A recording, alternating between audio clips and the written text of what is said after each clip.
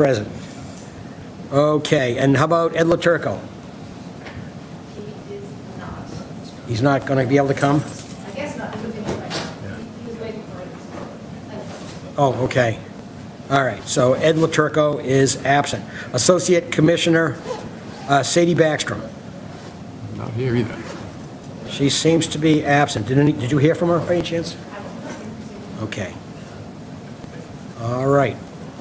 Okay, so we have 1, 2, 3, 4, 5, 6 commissioners present. Okay, next is public comment, which is reserved to give you a few minutes about something not already on the agenda. Is there anything that someone would like to talk about not on the agenda in the room? No. How about online? No. Okay, the record should show that no one was present for public comment period. We seem to have some minutes to approve. We have the minutes of July 10th, and looks like we have the minutes of August 14th as well. However, I haven't put that on the agenda. Should we hold the August 14th? Wait on that for next time. All right, that's fine. Okay, we have the minutes of July 10th. Does anyone have any basis for discussion on it, other than editing? Nope. All right, could I have a motion to approve the minutes of July 10th, 2025? No moved. Second? Second. Okay, all those in favor? That looks like 6-0-0. All right. All right, we'll skip down now to item 4A. Notice is given, the commission will hold a public meeting during which time will act upon a request for determination of applicability filed by HCR Construction for the demolition of an existing dwelling and construction of a new family dwelling within the riverfront area. The property is located at 61 Lexington Street in Burlington. The commission will listen to the information and issue a determination. The application is being heard under Burlington's bylaw, Article 14. Okay, so, and we have people obviously here. Please introduce yourselves and evening. feel free to start talking. Steve Dresser, Dresser Williams and White. Scott Peacock, SJ Peacock Builders. Very good, welcome. Steve Dresser, I'm representing HCR Construction on the matter before you. Scott is the builder on the property. He can answer questions if any come up relative to that matter. We filed a request for determination for this property at 61 Lexington Street to tear down the existing home, put up a new home with utilities, the driveway. If you've been out there, there's like a horseshoe driveway with a little bit of a shoot-off driveway from that. They're going to keep the horseshoe, reconfigure the driveway, put a garage on the end of that, and build a new home there. The wetlands have been flagged. We're going to be more than 100 feet from the wetlands with the construction and the work and the stormwater. I think there is some, housekeeping issues within that 100 feet, cleaning a little bit of debris to clean up and maybe a couple trees to cut and such. There's also a regulatory stream in the back. It's not much of a stream if you go out there, but it is on the map, so we are required under the bylaw to file for that. We are within 200 feet of it. It does not something that we, would affect. We're not cutting any trees within this riverfront area, so we're basically keeping what's there, cleaning it up a little bit, so there'll be no impact on that somewhat of a stream. We did file stormwater plans. They're slightly different than the RDA plan. The RDA plan was kind of an approximate. We were requested to actually put full stormwater plans so that we could do one-stop shopping a little bit. We went out, did the test hole, did the stormwater plan. The new portion of the driveway will be graded to a stone trench, and then all the roof runoff will go to an infiltration system and the overflow from that stone trench for the driveway. So now the houses are fairly close to the same size. There's not a significant increase in impervious area, although there is, but however, there's no drainage attenuation on site now whatsoever, so we are handling the impervious area. Any questions? I'd answer them. Thank you. You're welcome. All right. Eileen or Lucy, you have some comments for us on this one? I actually think that was a pretty sufficient way to describe it. we noted that they were cutting down, here, some fruit trees in the backyard. They've got a large dead tree that is going to go, and I believe that those are the only trees in our jurisdictional area. I don't know that one in the center of the yard was planted to go, if that's correct. I think Scott was saying it's a cubic. All right. The big one in the back, yes. Yeah. Yep. One of the things we talked about just while we were looking around the site is maybe keeping the dead tree a snag or something like that. I'm sure we talked about it because I love to say it. Yes, but other than that, I have no issues with this project. All right, thank you. Okay, let's see if there's any questions around the table. Kent, anything on this? From what I saw. All right, Indra? Nope. Bill? You're putting in an infiltration system. I'm trying to find the test pit data. I think it's only, yes. Was there clearly the 2 feet below the bottom of Yes. the infiltration Yes. chamber? Okay, Yeah, good materials. It is. good. I have no problems with this. All right. Sarah? No, nothing to add. And Rob? Anyone in the audience? 61 Lexington Street. So I have one question. I'm not sure who can answer. How far away is the construction? This is in the outer riparian zone of the riverfront? Is that what it is? Well, this is showing you, yeah, the house is in the outer riparian, some work, tree removals, the shed and pad, which they were going to remove, Scott's not sure about the shed now. They're all within, there's something like maybe 45 feet of wetland, but most of the construction is out of the riparian, yes. So it's in the outer riparian zone? Yeah. And it's outside the 100-foot buffer zone? Correct. Yes. All right, so this is pretty far removed from jurisdictional areas? The construction portion? Yes. All right, that's what I just wanted to get a shot. I thought that was the case. And so this is an unusually large lot, 40,000 square feet, I think you told me? Correct. So it serves to your benefit that it's away from all the resource areas, obviously. All right, I did have another question I Yes, meant go to right ask, ahead. sorry. The existing fence, is that going to stay? It is. It is, okay, because otherwise I'd say put something around the vegetated wetlands in the back, but that would be more than sufficient. Thank you. all right, so I guess we have a draft document to look at, and then we'll review it and then just give a vote.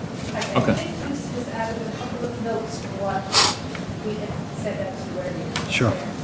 Remember, we talked about the stag and the signs yesterday. All right, this is once again our standard language for an RDA. We describe the project up here as the demolishing of an existing residence and construction of a new residence with associated deck, driveway, utilities, and rooftop infiltrators.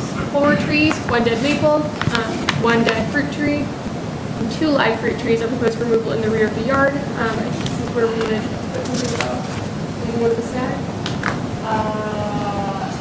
You can put something there, yeah. Highlight that. Should we just add that? Is that okay? Yeah, Scott, we were saying maybe the maple at the back, just bring it down to 12 or so feet rather than. The dead one in the back? Yeah, so Look at that's habitat. A lot of nice songbirds, owls, fun things like that. Okay. Some of the work Deck is was to be located within the 200-foot riverfront area of a locally regulated stream and within the buffered and bordering vegetated wetland. This just outlines the same thing above. It's within the riverfront area and within the BBW. The closest work is the removal of the pad and shed. I highlighted shed because we don't know if it's staying or going. I can also leave it in there, and if you do decide to leave it, that's power to you. It's approximately 45 feet from the BBW. It's in pretty good shape, yeah. I think I'm going to redo it. The plan is, it's on the plan, the stormwater plan anyway, to restore the shed. So he's going to clean up the siding is basically all that he'll do, but take the pad out, get rid of the impervious area. And the closest construction of the home is approximately 180 feet from the regulatory stream. We find that the stream and bordering vegetated wetland delineation is accurate. We did go out there and look at all the flags. This, I believe, you highlighted because you would have the rates for the volume of the table. On the, is it okay to say? Oh, yeah. On the summary that you provided, you had only mentioned volume, but when Lucy went through the detail of the house, it had addressed to discharge rates. So, Yeah. right? Yes. Would you like that in the future? I don't, to the rate as well in the summary? Well, you usually do. I think you have to give us rates Oh. and And If I vote. did, I'll do it again. If I didn't, I'll do it the next time. Start doing it? Okay. But anyway, it looked like it was within the value of the calculations, it was fine. Yeah.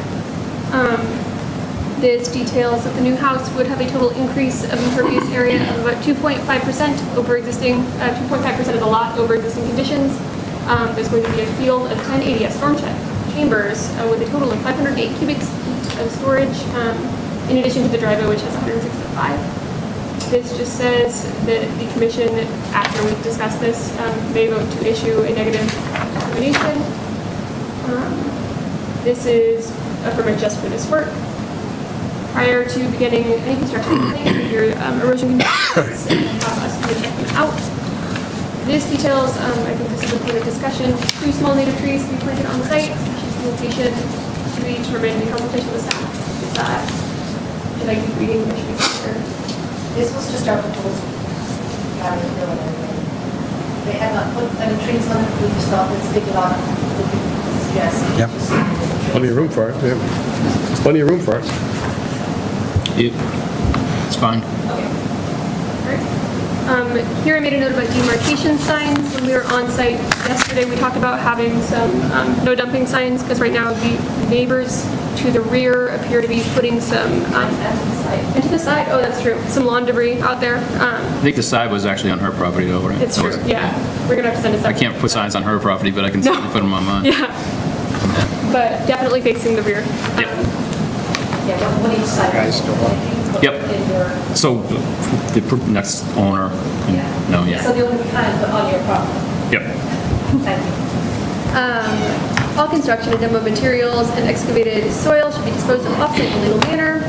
No stockpiling in the 20 feet closest to the street. No tracking of sediments on public roadways. If you do it, you will hear from me in an email. There can be no filling or grading on the property beyond what is required for the approved work. If so, reach out, talk about it. No dumping in the wetlands at all. I would hope you would know that, but please do not do it. No invasive plant species shall be planted anywhere within Burlington that includes here on this property. Rooftop runoff shall be infiltrated on the lot and not discharged into roadway or adjacent lots. No downspout should be directed to the driveway. New driveway shall be pitched to the stone trench as stipulated in the plans. No changes in grade. I believe that this is a repeat. Yeah. Pesticides, herbicides, fungicides should not be used within the 100 feet of the BBW. We can come on and check out the property. Any non-compliance is subject to fees or fines for. And we will not sign off on an occupancy permit unless we have all of these things set together. Do we want any other stipulations in here for the occupancy besides site stabilization and no violations? I feel like it says no violations. Okay. And then the final condition is, and I added this in because this is also functioning as a stormwater permit, we are going to require a bond if the commission agrees of $1,000, which is standard for the abbreviated stormwater permit, then they would also have to be outside of this. Okay. All right, so how much is the bond you're requesting? We do $1,000 for the abbreviated permit. All right, are you okay with that? Yep. Okay. We've been All right. doing that for a while now already, so. Yeah, have you seen this? Are you okay with this? Yep. You're all set. Yep. It looks very straightforward, to be honest. It is. It was emailed earlier, and we reviewed it.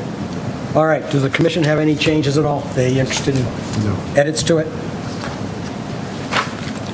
We'll just flesh out that sentence about the signs. Remove the redundancies. All right. That's on there, right? Or is it? Well, she just Oh, I just put a place. I made a note of it. All right. Yeah, that's fine. All right, so I guess could I have a motion therefore to issue a negative conditional determination for the project at 61 Lexington Street under Burlington Bylaw, Article 14? So moved. Second? Second. Okay, all those in favor? Okay, that's Is that 60. address? What's that? What address did you say? 61 Lexington. Is it 61 Lexington or it is 22 Carroll? 61, yeah. Okay, you voted yes, right? Oh, yes. Okay, 600 in favor. Could I have a motion to require the posting for the stormwater aspect of it of a $1,000 performance surety under Burlington Bylaw Article 14, Section 6 for the stormwater? So moved. $1,000. Second? Second. All those in favor? Okay, that was 600. All right, one last thing, not to do with you folks. Are you folks going to send, it looked like there was some dumping from the back of the property onto his property, and from the side of the property. It looks like they're dumping on their own property. Right. Could we send, Yes. This is got it. She's made it up. She'll get it. One of us, between us. will do it. All right. I just saw Sadie's online. oh, Sadie, are you here? I didn't mean to call Sadie out. I was just pointing it out. Yep, I'm here. All right, so the record should show that our Associate Commissioner, Sadie Backstrom, is present. I didn't even notice that you sort of snuck in, Sadie. I hopped on last second. All right, thanks for coming to it. All right, I'll try to remember then to call on you. How's that? Sounds good. All right. I think you folks are all set. All right. Thank you. Okay, thanks so much. Yep, have a good night. Good luck with your project. Thank you. Okay.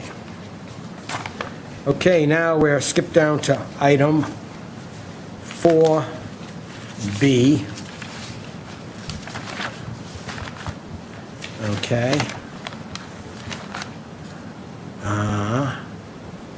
This one is 22 Carroll. I don't seem to have the, I don't have the notice to read. Okay, I don't know if, I probably didn't get it, so maybe I did, I don't know. I didn't get one. I would have printed it. Well, you hopefully did, but don't worry, I'll just pull it up. And you can read it if you want. Yeah.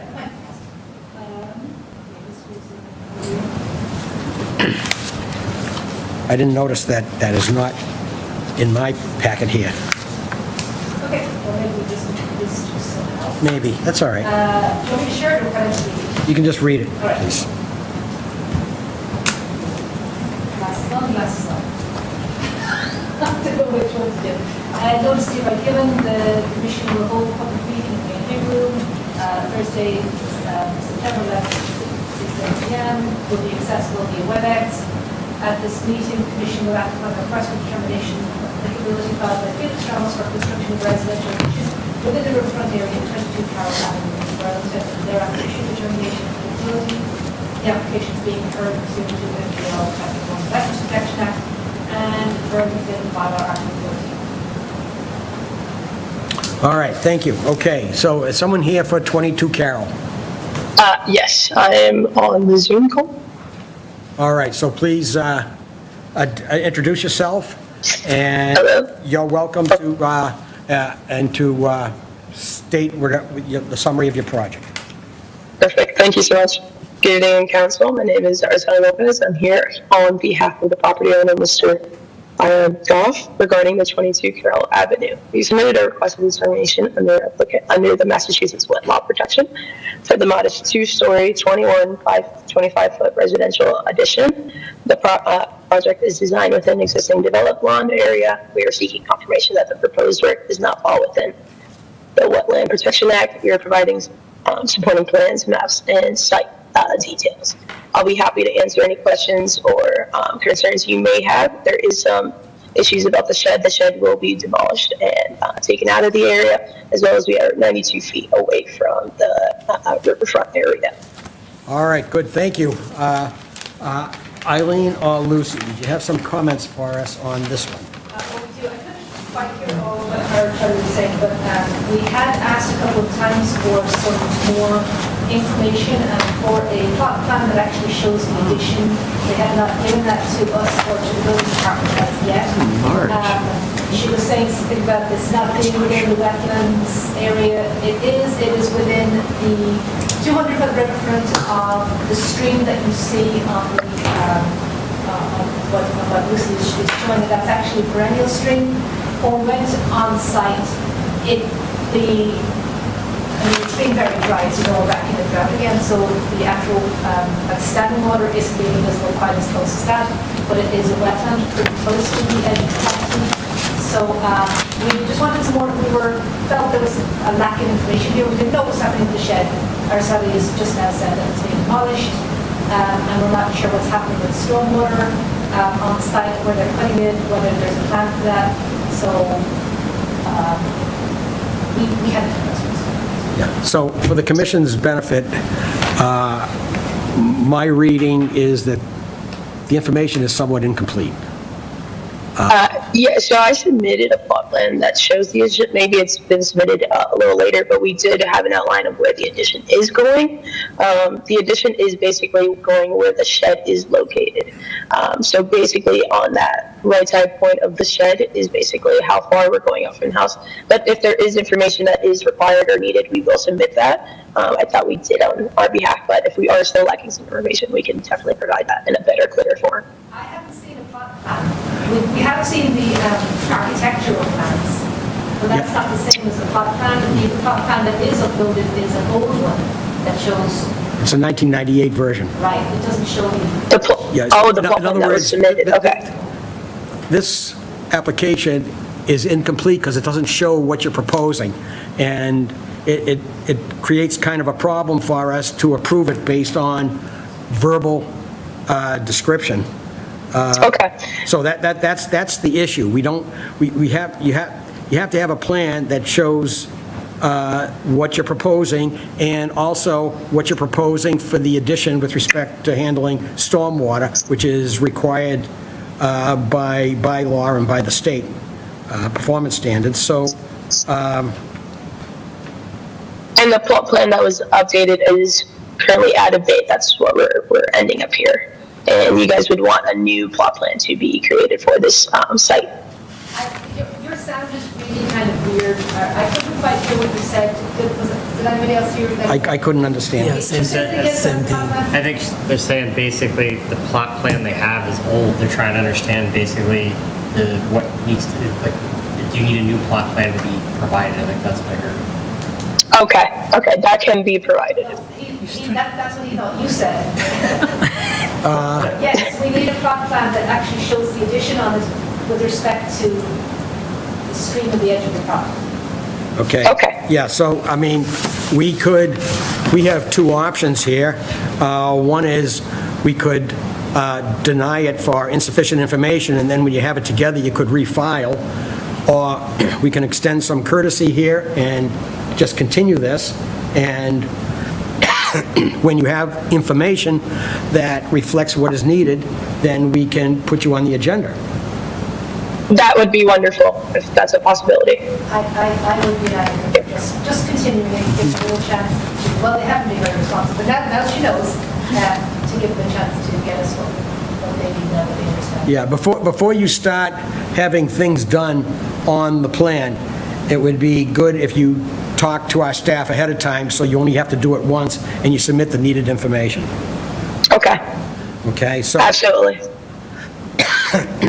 if the commission's in agreement, we'll entertain a motion for a continuance. Could I have a motion to continue the project that's proposed at 22 Carroll Ave? So moved. Second? Second. All those in favor? Okay, 600. Okay, thank you. We'll see you at a future meeting. You have to, in order to get on the agenda, you have to give us sufficient notice, almost a week in advance for the meeting you want to be on. Just let us know. Absolutely. Thank you. Thank you. Have a good evening. Well, I'm hoping You as well. they'll get us something in the next couple of days, and we can just do it next, that would probably be best for them. Of course. Okay. All right, so, We need to vote on the next one, just to remind you. what's that? We need to vote. I know you had it on the control website, I'm sure you did. Not necessarily. Oh, yes. The next one on the agenda, I should have announced this, has asked for a continuance. It's a continued public hearing, 114 Wynn Street. It doesn't necessarily imply I had it under control. So could I have a motion to continue the public hearing for 114 Wynn Street to the meeting of September 25th? So moved. Second? Second. All in favor? 600. Okay. I guess the next thing, going now past item 5, we're on item 6. We have a continued public hearing for 7A Street, American Maplewood Properties, LLC. Material storage and crushed stone parking area. It does have a DEP number, 122-715. Good evening. Hi, good evening. Hi, so I guess like the other ones, you can introduce yourselves, please, for each of you, and after you do that, you can start talking. Sure. Bill Manuel from Wetlands and Land Management. Sure. My name's Andrew Pandolf with Vineyard Engineering and Environmental Services. Tim McDonald, owner of the property. Great. Good to see you all. All right, so please, why don't you tell us where we are? Okay, recall that we were discussing use of the property. It is in riverfront area. There was back when we were discussing this, it might have been March or so. We were anticipating new flood maps coming out, so we revised the plan and reflected the new flood elevation, which is 126.5. And then there was the question of what are we going to do with various concrete forms and things like that, and how are we going to store those above the 100-year flood elevation. So we've come back to you with a plan that shows, if you wouldn't mind putting the plan up on the screen. The solution is going to be, rather than racks, remember, you may remember we were talking about creating racks that we could put the forms on. But a better solution is that we use those Connex boxes. They're, shipping containers. They come in 20 and 40-foot lengths. And what we're going to do is position them in would be the front left corner of the site. A Street would be to basically the upper part of the plan. And support those on poured concrete bollards or sonotubes. And they will be, depending on the existing grade below them, they'll be elevated, we only have to elevate about a half a foot at the front of the property to about 1.5 feet by the time you get to the third Connex box. So those boxes will be then placed on the concrete forms, and everything will be elevated above the 100-year flood zone, and everything, all the supplies inside will be covered and lockable and secure. All right, good. Thank you. I appreciate the creativity here. Eileen or Lucy? Well, what do you mean? So I still have some issues with this proposal. Yes. Just to remind everybody, this did initially start as an enforcement order because they had done some clearing and they had piles of sand and other, they were storing woods and so on in that area, and it is all riverfront. They were storing some of it in the inner riverfront, and they had, sort of churned up the soil across the whole area, so we issued an enforcement order. They did move I think they moved the sand outside completely, and then they moved some of the piles and things to the outer riparian, and we had asked them to then submit a notice of intent for future work. They have submitted this plan, which my issues with this are a few things. First of all, Bill just said that those Connex containers only have to be half a foot up towards the front of the site. Are you showing that it's at 126 at the front of the site? Yes, there's a spot grade right under the very first Connex box, 126.0. Okay, because I personally find that the grading is a little back in here, so that wasn't clear to me at all. It seems like Connex boxes should really get it going 1.5 feet just across the board rather than having it at different heights. They're proposing a restoration area, but it's not clear to me where the plantings are going. Bill's just saying, well, we'll put it in a way that makes sense, but usually we see a planting plan which gives us more detail than that. I also have a little bit of an issue, which he disagrees with, about the number of species, because they've only got 2 species of trees, I think, and 2 species of shrubs. We'd like to see more, because that's just not a very habitat. This is in a riverfront, and there is a sort of an oldish fashion, because there's an old wood from about 10, 20, 30, about the species and families and so on of trees.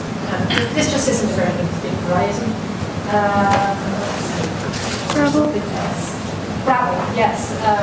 I'm not clear also on the area, as in the actual, is it 20 by 20, is it 50 by 300 feet, that is going to be converted to gravel, because that is a change, that's an alteration of the site. I'm also not clear on whether they're removing trees on the I will call it the right-hand corner here, I can't remember if that's north, probably is northeast, right? If this is, that's towards the top. Yeah, roughly northeast, yep. So since this is all work in riverfront area and this is an undeveloped site, we have to look at 1058-4, Part 4, which requires that the commission only allow 10% or 5,000 square feet of alteration in riverfront. And since this site does date from before 1996, you can go with whichever figure, which is, I think it's 5,000. But it looks to me like it's way more than 5,000 of alteration. I think we need more numbers, less more. Let's go through this. Okay. I wasn't sure, I'm not sure I captured it all. There's issues with the planting plan, and it doesn't really relate to revegetating an inner riparian zone very well. Is that what you're saying? Well, I think it's just not got a great variety, and we're also not really seeing where they're going. Okay. Because- So it's variety and location. Right, okay. Okay, that's what I want to know. Okay, next, there seems to be area, it's not clear on the area that's being converted to gravel. Yeah. How big is that? Is it, we've got little arrows that say this is the area, but how big is that area? Where does it start, where does it end? And the same with the trees. If those trees are all being removed, where does that start and where does it end? And how many trees is that? And you mentioned that 5,000 square feet of alteration, it appears it's larger than that, the alteration. That's what it looks like. All right, Because it's altering the surface. right. So, anything else? Those three things. It's just the part about making sure that the containers are elevated sufficiently. There's no alternative analysis. Oh, yeah, there's no alternatives analysis. Sorry, I forgot that. Thank you. Okay. I also want to double check that we're not still thinking about doing grass, like what was the proposal initially? It was some sort of like lawn grass that we can talk about. I don't know if that has been removed Well, from the Bill did plan. say, I mean, Bill has proposed quite a lot of trees. I would Yes. just like to see a little bit more detail, unless. Okay, you want to know where they're being planted? Yeah. All right. And obviously, preference would go to the inner riparian zone. Yes. Oh, that's where they're going. That's where they're showing. Yeah, okay. I mean, maybe it's, yeah. So, our, And he is proposing a lot. I'm happy. It's a reasonable number. okay, does anyone else see any other issues here? Is the restoration area for compensation for the flooding zone at the correct elevations? And, you need a chart of by 1 foot elevations to show that it's not only the right square footage and volume? It's written in the letter, I believe. But there's a proposed 71 feet compensatory storage area up here at the top. Bill needs that. Yep, right about where that cursor is. Not only volume, Yeah. It also has to be the same altitudes, percent. so I'm not sure of that. So, what are you saying, Bill? I'm just questioning whether, normally we have some kind of a chart that shows a foot by foot fill or compensation for the flood storage.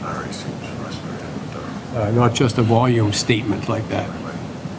To make sure that it's correct. Now, I will grant them the granted that we're only compensating for a few holes. Talking about sonotubes. Sonotube holes, and it's only 26 cubic feet. 26 cubic feet, so I don't know how much we want to be sticklers for that. Are they compensating at the same elevation as the loss? Yeah, if you look, so we're installing these sonotubes at elevation 126. Our compensation area is within a 126 contour. So we're taking it out at the same elevation, and we're that's a providing 71 contour. cubic feet of compensatory flood storage. Okay, I'm sorry, it wasn't clear to me that was the, The 120. You see, that's at the top. Now I see it. Just, Yeah, it Just off the cursor, yeah. the picture. Okay, now I see that. It's a stippled red area. Yep. Yeah, but I mean, there's that 126, so that is Right. all within 26, and that is 125 to Yeah, it's 126. 126. Okay, that answers my question. Thank So, anyone else have anything? No, just, All right, so, Do you mind if I respond to some of the comments? yeah, I was actually going to go to you next. All right, thank you. With respect to the restoration area, we do have a specification on the plan, and, rather than, as Eileen said, there are quite a few specimens that are to be planted in a 6,700 square foot restoration area. So I do have a note for 34 of the shrubs to be planted randomly throughout the restoration area, with the balance of the other 34 shrubs placed randomly between the ones that are already installed. So rather than put 68 little circles in a 6,700 square foot area, I thought it was best to cover it by wording. Generally, what happens is when it comes time for the installation of the restoration, I'm there on site, I lay the plants out for the landscapers and they install them. So if I were to put circles on the plan, we may get out there and find out there's already a shrub or something right in there, which is why I say just put these evenly throughout the area to be restored, and then put the balance around all the tree species. Okay, hold it right there. Eileen, are you okay with that? I didn't know he was going to be on site, so, You could put that as a condition. That would suggest that. okay. Does that solve the problem of where the plantings are going, based on what he said? Yeah, I think so.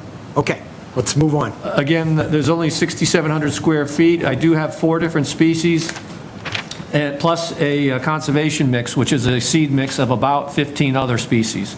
So I think the diversity is good. The shrub and tree species that I've selected are early successional species. They'll do well in this type of sort of previously disturbed area. So I think they'll do well. If you want another shrub and another tree species, I'm not going to, dig my heels in on that. That's easy enough to satisfy the commission. So we can revise the specification and give you another tree and another shrub species. That way there'll be at least 6 different species on there, plus the seed mix. With respect to the riverfront, I do take issue that this is an undeveloped site, because we do have photographic records going back to at least 1995 that the area has been completely cleared in 1995 before the enactment of the Rivers Protection Act. I included that photograph in my original submission. When we saw it the other side. And then I gave you one other photo of, there it is, 2003, I believe that is. It clearly shows the majority of the site has been used for various storage, and there is, I believe that's 2023. So, and the site is obviously wide open and cleared. It has been used. There is a gate to the street, and there's a gate to the commercial property to the north. So that land has clearly been used by the previous owner as a stockpile area, storage area, something contiguous with his commercial business. So I don't believe this is a new riverfront use. And, we're not limited to the 10%, 5,000. We're just continuing on with the existing use. But with the caveat, we're actually reducing it, because we're giving you 60, we're drawing that line across the front part of the property, and then basically abandoning the second half, the back half, and giving you an additional 6,700 square feet of restored, commercial space that was previously used. So we're doing everything we can to get as far away from the brook as possible. We've elevated the Connex boxes. By the way, the tops of those sonotubes will be set by survey elevation, so we'll know, because the ground is very gently sloping. It's almost dead flat, and that's why you see hardly any contours on the site plan. And that's why the beginning, up closer to the street, there was a 126 contour, or a spot grade at least. That's where it only has to be elevated a half a foot, and then it drops off very gradually. So by the time you get to the third box, you're going to have to elevate that a foot and a half. But the tops of those will be set by survey. So, The bottoms of the boxes will all be at one plane. absolutely. Okay, so what you're saying is if you take credit for an area that you're restoring, it's less than the 5,000 square feet? Is that what you're saying? No, I'm saying the entire site, going back to 1995, had been cleared and used as something, it was obviously cleared, there wasn't a stick on it, maybe for a few. You can see the aerials right here because Lucy's sharing them. Sporadically, it has been used as an informal storage site, yes. But I'm talking about the difference between a new development and redevelopment. Redevelopment means it's got degraded area, it's got structures, it's got pavement. Areas lacking topsoil, though. No, it's lacking topsoil now because you removed it last year in the enforcement. As you can see there, it has clearly been used as a storage site now and then, yes, but it's also been mostly treed, grassed, or at least scrubby grass. So is it your position that this is redevelopment, No, it's new development? It's new development. New development, Because there is no pavement on site. There is no pavement on There's site. no degraded area on site. all right. Okay, and so the implication is that the 5,000 square feet applies? Yes. And you do not count the restoration in that. All right. Okay, so that's the position that our administrator is adopting, that the 5,000 square feet applies based on development. And I'm not saying that this is impossible for them to do, but they just haven't given us numbers that show that they are in any way complying with that. All right, so, I mean, we have the ability to, if necessary, if something can't be done, to waive a portion of the regulations, okay, or the bylaw, if that's the case, but you'd have to make a case that that's the case here. Well, I don't believe this is new development. Is it possible to put the 1995 photo up? Give me one moment. Was that in the NOI? It I have the was. same imagery, the Mass GIS imagery. Yeah, okay. So, She's got it. the 1995 photo stands as the baseline before the riverfront. What was the site like before the riverfront?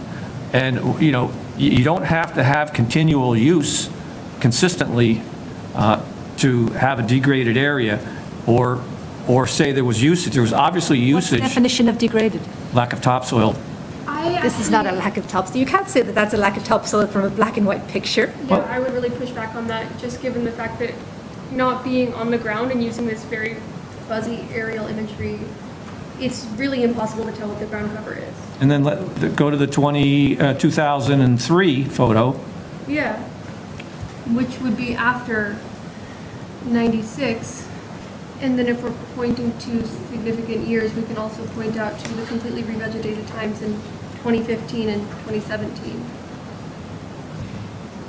There's clearly a record of use since the property's been there. Record of There's clearly use a does not record of mean use. nothing. A record of sporadic use for storage does not mean that it is a developed site with pavement and structures. All right, so we have an issue here. Obviously, if we follow what our conservation administrator is saying, which we normally do, we are asking for you to take a look at limiting the alteration to 5,000 square feet. Is that possible? I'd have to talk with Tim. All right. All right, so Very green. I guess we need to go back to our respective tables at some point after this meeting and recaucus on that point. Okay. Does anyone on the commission have anything else they would like to say on this? In the final plan that's before us now, is there part of it going to be paved? No, they're No. proposing gravel, Just gravel, so there's not going to be any new pavement? right. And the But- only- but the only new I'm- structures are around Part Stone Oak of my Ridge. issue is that I don't know how extensive that gravel is. We It's did just also sort of nipples. correspond with someone at DEP who did say that gravel is a type of disturbance. Permanent disturbance. That would be a question. I guess that would affect the definition of whether it's disturbed or not. If you're replacing topsoil with gravel, it seems like it would be. And how much? The depth? How much they're going to replace? 6 inches, 8? Don't know. There's no specs at this time, as far as I know. If the All right. proponent is proposing to convert grass to gravel in the outer riparian, that alteration needs to be quantified. And they must also demonstrate how that complies with the RFA performance standards. That was from DEP analyst. So what does that mean? That means, That, it's basically backing up what I was saying about needing some sort of just, I want some numbers about what the areas are. What are the size of those areas that they're talking about? okay, Can you read the EPA comment again, please? Any activity that will alter a wetland resource area should be quantified. If the proponent is proposing to convert grass to gravel in the outer riparian, that alteration, called it an alteration, needs to be quantified, and they must also demonstrate how that complies with the RFA performance standards. Okay, all right. thank you. So it sounds like we have a few issues to work on here. We can't, I don't think we can move ahead when there's a list of deficiencies that we have a list of. So I think we're okay on the planting information. It sounds like the 5,000 square feet of alteration needs to be looked at. Is the area that's being converted to gravel, we need to know how big that is? Is that correct? Yes. Okay, we need to get that. The container elevations, we're okay on the container elevations based on what they said, correct? Yeah, I get it, yes. If those elevations are correct, yeah. Okay. We need an appropriate few paragraphs on the alternative analysis to meet the regulations, because it's riverfront area. An alternative analysis will say why you're proposing what you're proposing and what other options really don't work for you and why. Do we need a foot-by-foot compensation? I think based on the fact that everything is within about 1.5 feet, I'm okay with that. Okay, so I we mean, don't need, with it so we as- don't need that. And it's such a small area. We're okay with the planting plan. So we have a limited subset here of what we talked about, is the area that's to be converted to gravel, the 5,000 square feet has to be looked at, just an alternative analysis. Is there anything else? I don't want them to go away Yes. figuring that, what else? Are they also removing trees in the area where the Connex containers are to go? Because if so, what is that alteration and how many trees? Okay, you heard the question. Are you removing trees? You can look We at it. characterized it as maintaining the brush that's grown in on a Remove Previously invading used brush site. and saplings to restore historic open site usage. Open site, what pictures again? All right, And probably quantify or describe what the improvement to the riverfront area is going to be. I think that's pretty easy, but we should get it documented. It's going to be restoring the whole section of it. Well, they do say that that's, I think, 6,700 square feet Yeah, of yeah. planting. all right. I think that's probably obvious, probably the number of plantings that they're putting in. Yep. Okay, so we don't probably need that. All right, so I think you have a short list. From everything we talked about, it's actually a short list.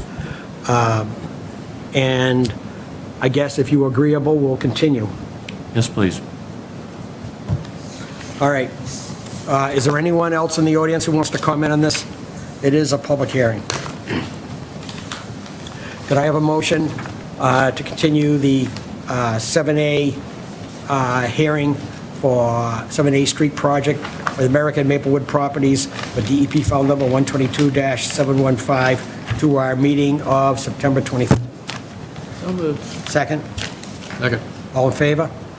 That's 600. Thank you All very right. much. Good, thank you. Thank you.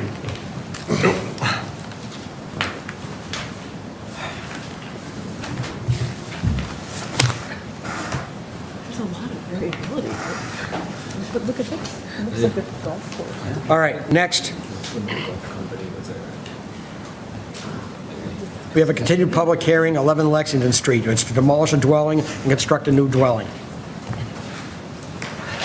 Good evening. Good evening.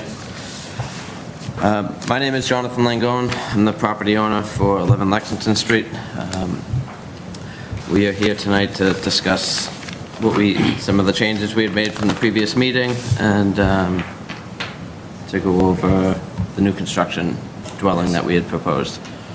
So in the last meeting, we did, the commission did request saving the 25-inch oak tree. Yes. So we did, we included a tree protection detail for that, and we also submitted the planting plan as well. Right. Right. Okay. Eileen or Lucy, was there anything else that we had asked for? I don't have anything else noted at this time. I believe we talked briefly over email about the 17-inch oak at the front of the property. I don't know if I'm showing right now. That we wanted to know if that could be saved. What could be saved? There's a 17-inch oak. Oh, the 17-inch oak, okay. Just at the very outer edge of the buffer. Yep. Other than that, we, yes, what was that? 25 Yeah. We were concerned with the 25-inch one. Its root system is going to get really banged up with just the proximity to the house. I'm not sure how feasible it is to reduce that damage given the size of the driveway and the house and the location of it. One other thing that we noted was that one of the plants on the planting plan, Eileen noted that the staghorn sumac is an aggressive plant, and maybe not, we don't want to include that one in the planting plan. Other than that, did you have any further? No, we should just have a chat about that, the 25-inch oak and the 17-inch oak. But the sumac was just an easy, maybe just not use that one on this site. Yeah, not a problem. All right, so the 25-inch oak, you're going to try to put a protection scheme around it, Correct. and the 17-inch oak, So the 17-inch oak, you can see the grading detail on the driveway. yep, So right where the driveway is, we will be cutting the grade there. Yep. It isn't significant. I'd say it's approximately, 17, I apologize. it's hard to say, but I would say approximately a foot to 18 inches, the grade will be getting cut there to accommodate the slope going into the driveway, seeing how the driveway does start at 117 from the street. You're not showing grading there. I mean, it's going down. I mean, sorry, these are- we're gonna be going from the 120 that comes across the driveway. Yeah. All the way down to the 118. And then you can see the existing grade is at 120 there as well. Right Oh, no, next to sorry, this. I'm still confused. The oak, the one we're talking about now, that 17-inch oak, you're saying there's going to be grading near there? No, the driveway. The driveway is gonna be getting lowered in that, I mean, yes, it is about 10 feet away, but we will be dropping the grade in that area. Right, but to it's accommodate that. it's further than the one that's 25-inch one. Honestly, I think Lucy and I and Maureen are all kind of, it's probably not going to fare very well. That driveway is just too close. Those roots are going to be under the driveway. This one at least is a little bit further, so it would be nice to try and save that one, and I'm still a little vague on how the grading is going to affect it. Do you understand it better than me?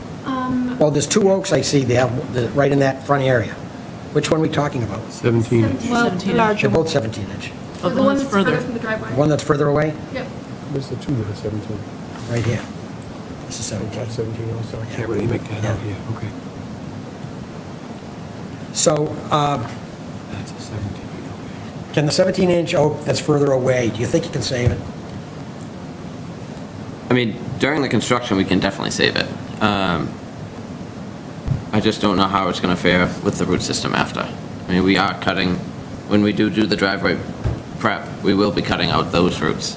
And, I mean, Right.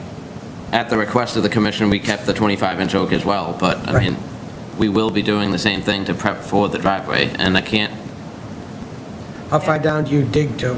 it varies on the material. We have to get rid of all the organics. So any loam material, and every lot is different on how much loam, but typically about a foot. So in order to prepare the driveway, you have to dig down? Correct. And it's, yeah, we don't have any other option for the driveway. So would you say typically about 1 foot? Typically a foot. That's not too bad. There was a drainage, we did do a drainage test pit I I don't think most of the roots would be deeper than that. Probably all right. We did submit it with the application. I don't have the test pit data, but that was on the left side of the property. I wouldn't say that's accurate on the right side. Well, so Driveway. I guess the question is, can you try to save it and with the understanding that it may not survive? For the 17-inch, yes, we could do that.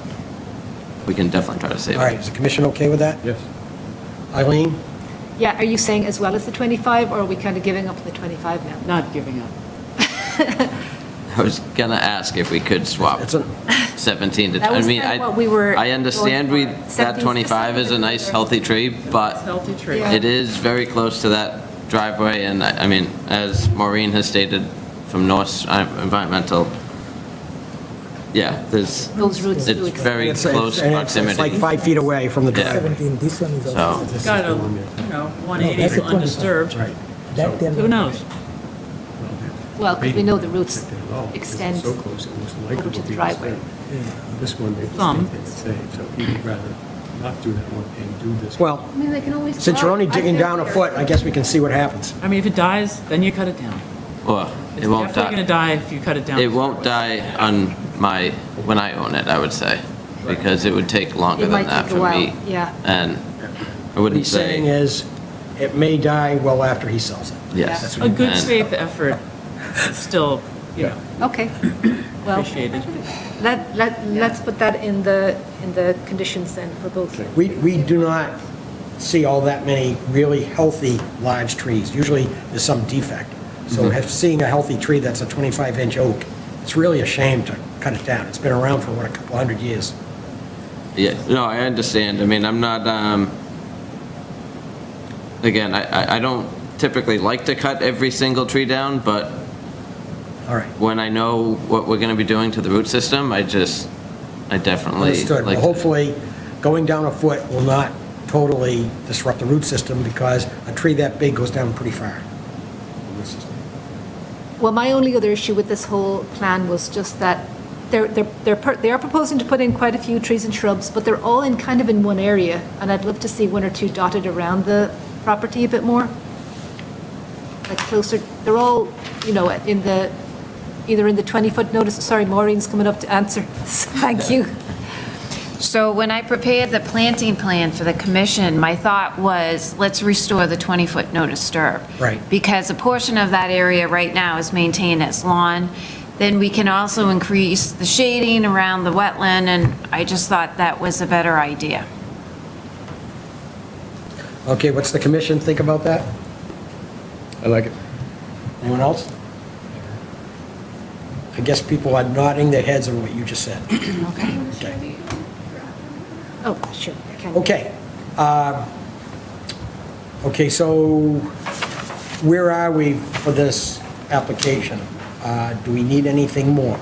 I think as long as you are all happy with the tree situation now, we don't need anything more. And So we can basically issue the permit at the next meeting. How's that sound? we should issue it now. We have a draft. We do? We did send Let's one, see. and we sent them a draft too. Let's see if there's anybody in the audience, since this is a hearing. Okay. Okay, is there someone in the audience, please? Yes. We need to give him a chair and a microphone. Or you can, I suppose you could go over there. So please introduce yourself and where you live, which would be helpful. Yeah. Good evening, everyone. I'm Scott Landry. I live at 9 Lexington Street, right next door. I'm also the owner of 9 Lexington. I have 3 concerns to bring to everyone's attention, asking for your help, just like you did in the last meeting, where you asked to keep the tree and you asked to fix the draining to make it better for the neighborhood. So my 3 concerns: along the property line, there's all small trees and vegetation. It's not on the tree plan, but I have no idea whether all that foliage and trees between the 2 properties is going to be clear So you're cut. looking at, so let's take one at a time. So as you're looking at the front of the house, you're to the left. That's correct, yeah. All So right. on the map, my name is there on the left, closer to Simon's Park. Okay. So, But you want to entertain discussion maybe Yeah, so I don't know how this works. This is my let's- first time at one of these. I don't know whether I address Mr. Langone or... We're flexible. Why don't we go to Mr. Langone and see what he says? What are the plans, from that retaining wall back to the back of the property? So there was a lot of small brush there that is definitely very overgrown. Along the property line, we were going to be clearing, I would say, a good amount of it to open up the backyard for this residence, and then we also need to install the drainage system as well. So that's part of the reason why we need to open it up. I do understand that, my guess is that you're looking to keep some privacy between the two properties? For both. Okay. What can you propose? I don't know exactly where every single shrub is, if it's all on my property or if some of it's on yours. So, walking it today, Yeah. there are rocks there. I don't know if the rocks are exactly on the property line or not, but all those small trees are on 11 Lexington Street's side of the rocks. Yeah. So that's all I can tell you. So can we say that you'll be out at the site, meet with this gentleman, and indicate whatever planting, and then you'll come back at the next meeting and say, here's what's been agreed to, we're all plant? Can we do that? Yeah, I guess, if it's the small shrubs that are just overgrown and it's not a lot of it almost looks like it's an invasive, or not invasive, but it's very just overgrown. So to say I would want to keep it, I definitely would not. But this gentleman may be My goal- satisfied with some plantings. My goal is either it's kept or it's replaced at the end. Watching the recording of the last hearing, I had assumed when we would look at the planting plan that the new shrubs and trees would replace some of the ones that were taken down for the construction. And at least my reading of the plan is they're all in the back right of the property, which doesn't replace anything. Right. Can we essentially, for the next meeting, before we close an issue, get a plan that shows some plantings on that side? Mr. Chairman, I understand Mr. Landry's concern about privacy, but he also has the option to plant on his property to maintain the privacy that he's looking for. What I think I heard him say is he thinks that whether you think that the brush or whatever it's providing some privacy as it is now. And so he's looking to have something replaced. I'm not sure, that's not to diminish that he can't plant as well. So can we resolve this somehow?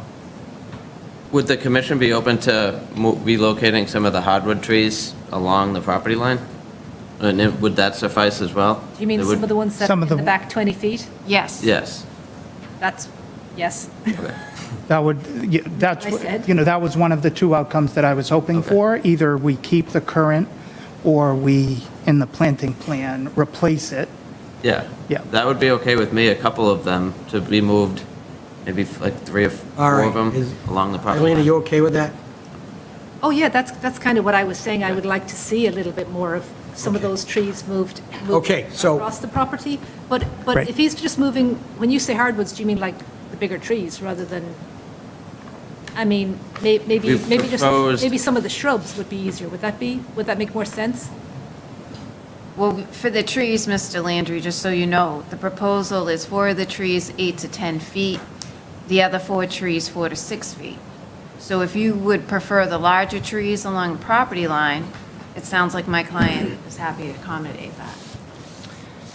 That sounds good to me. You're building the house that's to not a- sell it. You're trying, I presume, for the buyer of that house to like what his or her backyard will look like. So that's I share an interest with the people that you're going to be selling the house to, I think. I appreciate that. All right. So that. What's your second item? So the second concern, again, I called the commission, the Conservation Commission staff today. It wasn't my first experience here. I'm not sure what's in scope. So there's a trash issue with the house right now where the trash has been overflowing for at least a couple weeks. There are at least 7 that I was able to count from the street. trash bags that have been there, and they look like they're ravaged through. There's a possum dead right on the street in front of 11 Lexington Street, like, you know. I'm concerned about what that says about what this construction project is going to look like. So I don't know what scope the commission has for that, but like if you were living next door and you were seeing the same thing, I think most of the members of the commission would have a similar concern about that. So that's the direct second jurisdiction, issue. But would you like to comment? Yeah, so typically during the permitting process, the limit of work over there is very limited. We haven't done anything on site since we took ownership. And I know the old owner, she did start cleaning out and she did pile a bunch of the trash out there. So it wasn't us personally that have done that, but, we do this is what I do for a living. I keep a very clean job site. I can get over there and get it cleaned up for the next trash day for sure. We don't have anything on site to, there's no dumpster on site yet, but we can definitely get it cleaned up. Right. Beforehand. Like, it just starts with having somebody wheel the trash to the Yeah, curb. that's not a problem at all. I've seen trucks. I presume that they're part of your team. I don't know. It could be somebody else, but there have been trucks in there since that trash is piled up. So I'm just asking that it get taken care of. Yeah, that's not a problem at all. Sounds like that's easily resolved. Yeah, that's. Yeah. Item 3, sir. Item 3, just wanted to bring to the commission's attention, if you Google Langone Development Corporation, there's a press release on the Massachusetts mass.gov website. Headline is Wilmington Contractor and his company settle allegations of illegal asbestos work and dumping at a residential property. It refers to Langone Development Group. 2 quotes, small, that I'll just read. The AG's office alleges that the defendant's action caused a visible dust cloud of asbestos to be emitted into the air, putting the health of their workers and residents in the Wilmington neighborhood at risk. Second is, the lawsuit alleges that Langone and his employees violated the State Solid Waste Management Act by illegally dumping large pieces of construction debris in a deep pit they dug on the property, even though they reported that solid waste from their demolition activities would be disposed of at a permitted facility as required. So there are always 2 sides of the story. This is a press release from mass.gov, but as an abutter adjacent property owner, of course, I'm concerned when I see that in terms of the quality of the whole construction process. Well, this is under a notice of intent, and there is a number of conditions that refer to the upkeep of the site regarding the covering of stockpiles and how far away from resource areas they can stockpile materials and so forth. So generally speaking,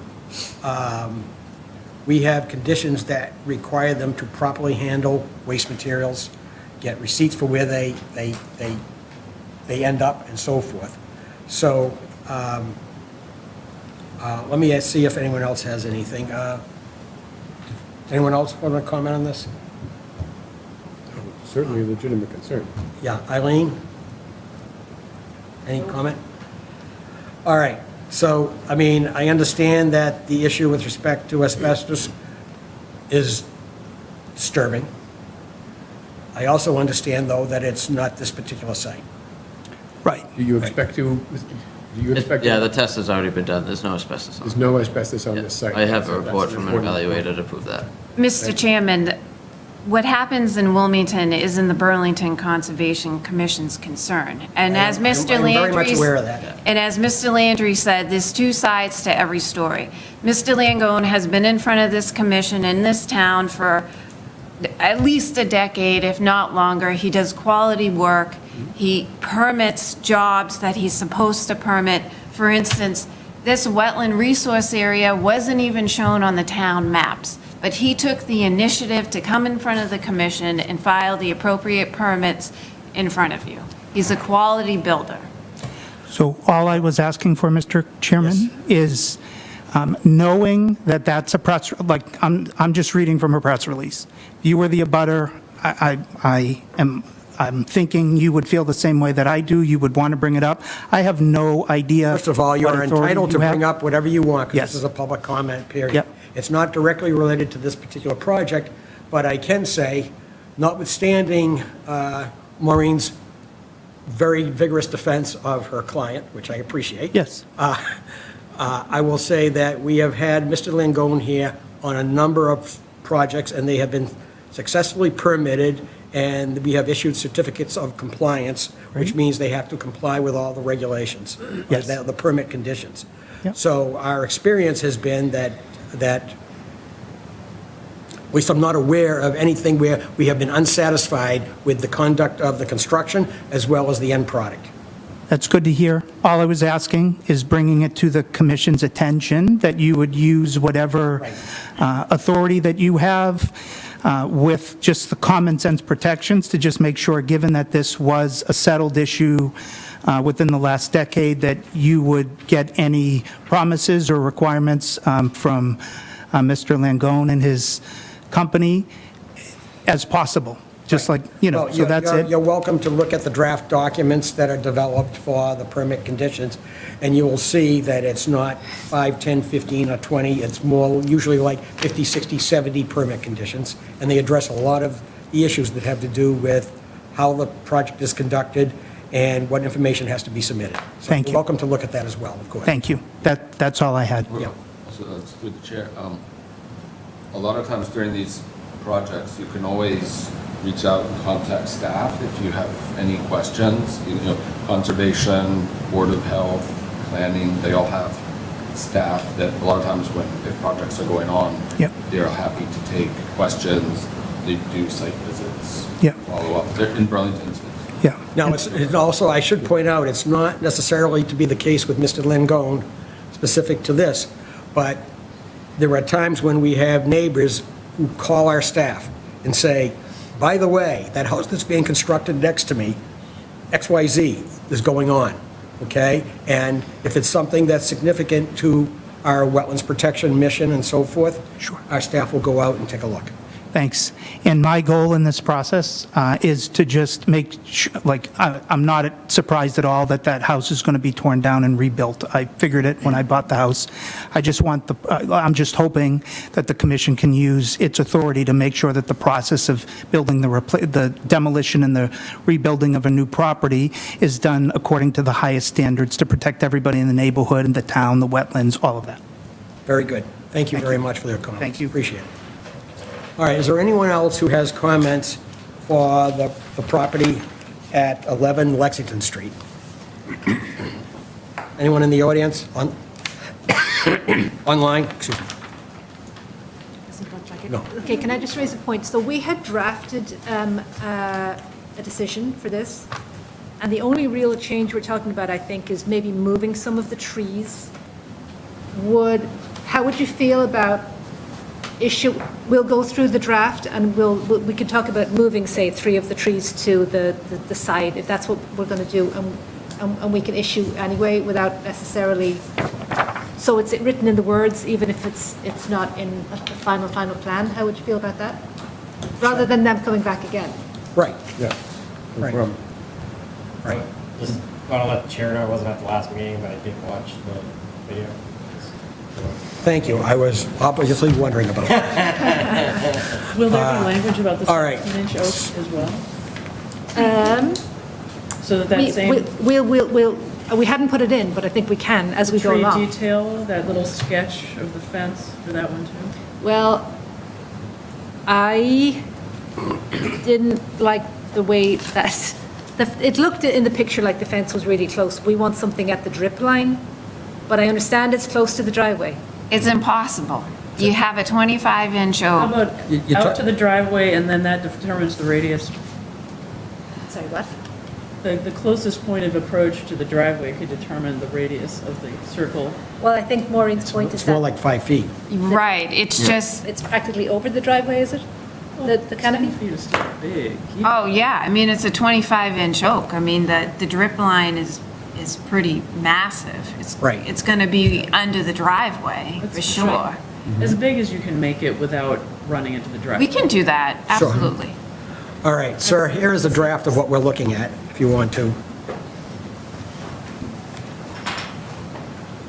Well, would you like Lucy to go First through there it are then? findings, and then there are Because you were doing it before thing. And then we can decide as we go Follow along. along. You were going, do you want me to read? Because you were, Yes. No, I was going to share it. I have it ready to go, but you can maybe just, I might also have my copy here. yeah? All right, so Eileen or Lucy, you'll start to review the findings first? Yeah, I have it up, but Lucy was just going to grab it if she has it. It's by law only, yes, there's only one copy, great. I thought there were going to be multiple documents. No, she's got it. Fantastic, okay, I do have it. It'll be easier because she can just add a couple of notes about the 17-inch then as she goes along. Yes. Okay, Or I can, as we're, okay, so okay.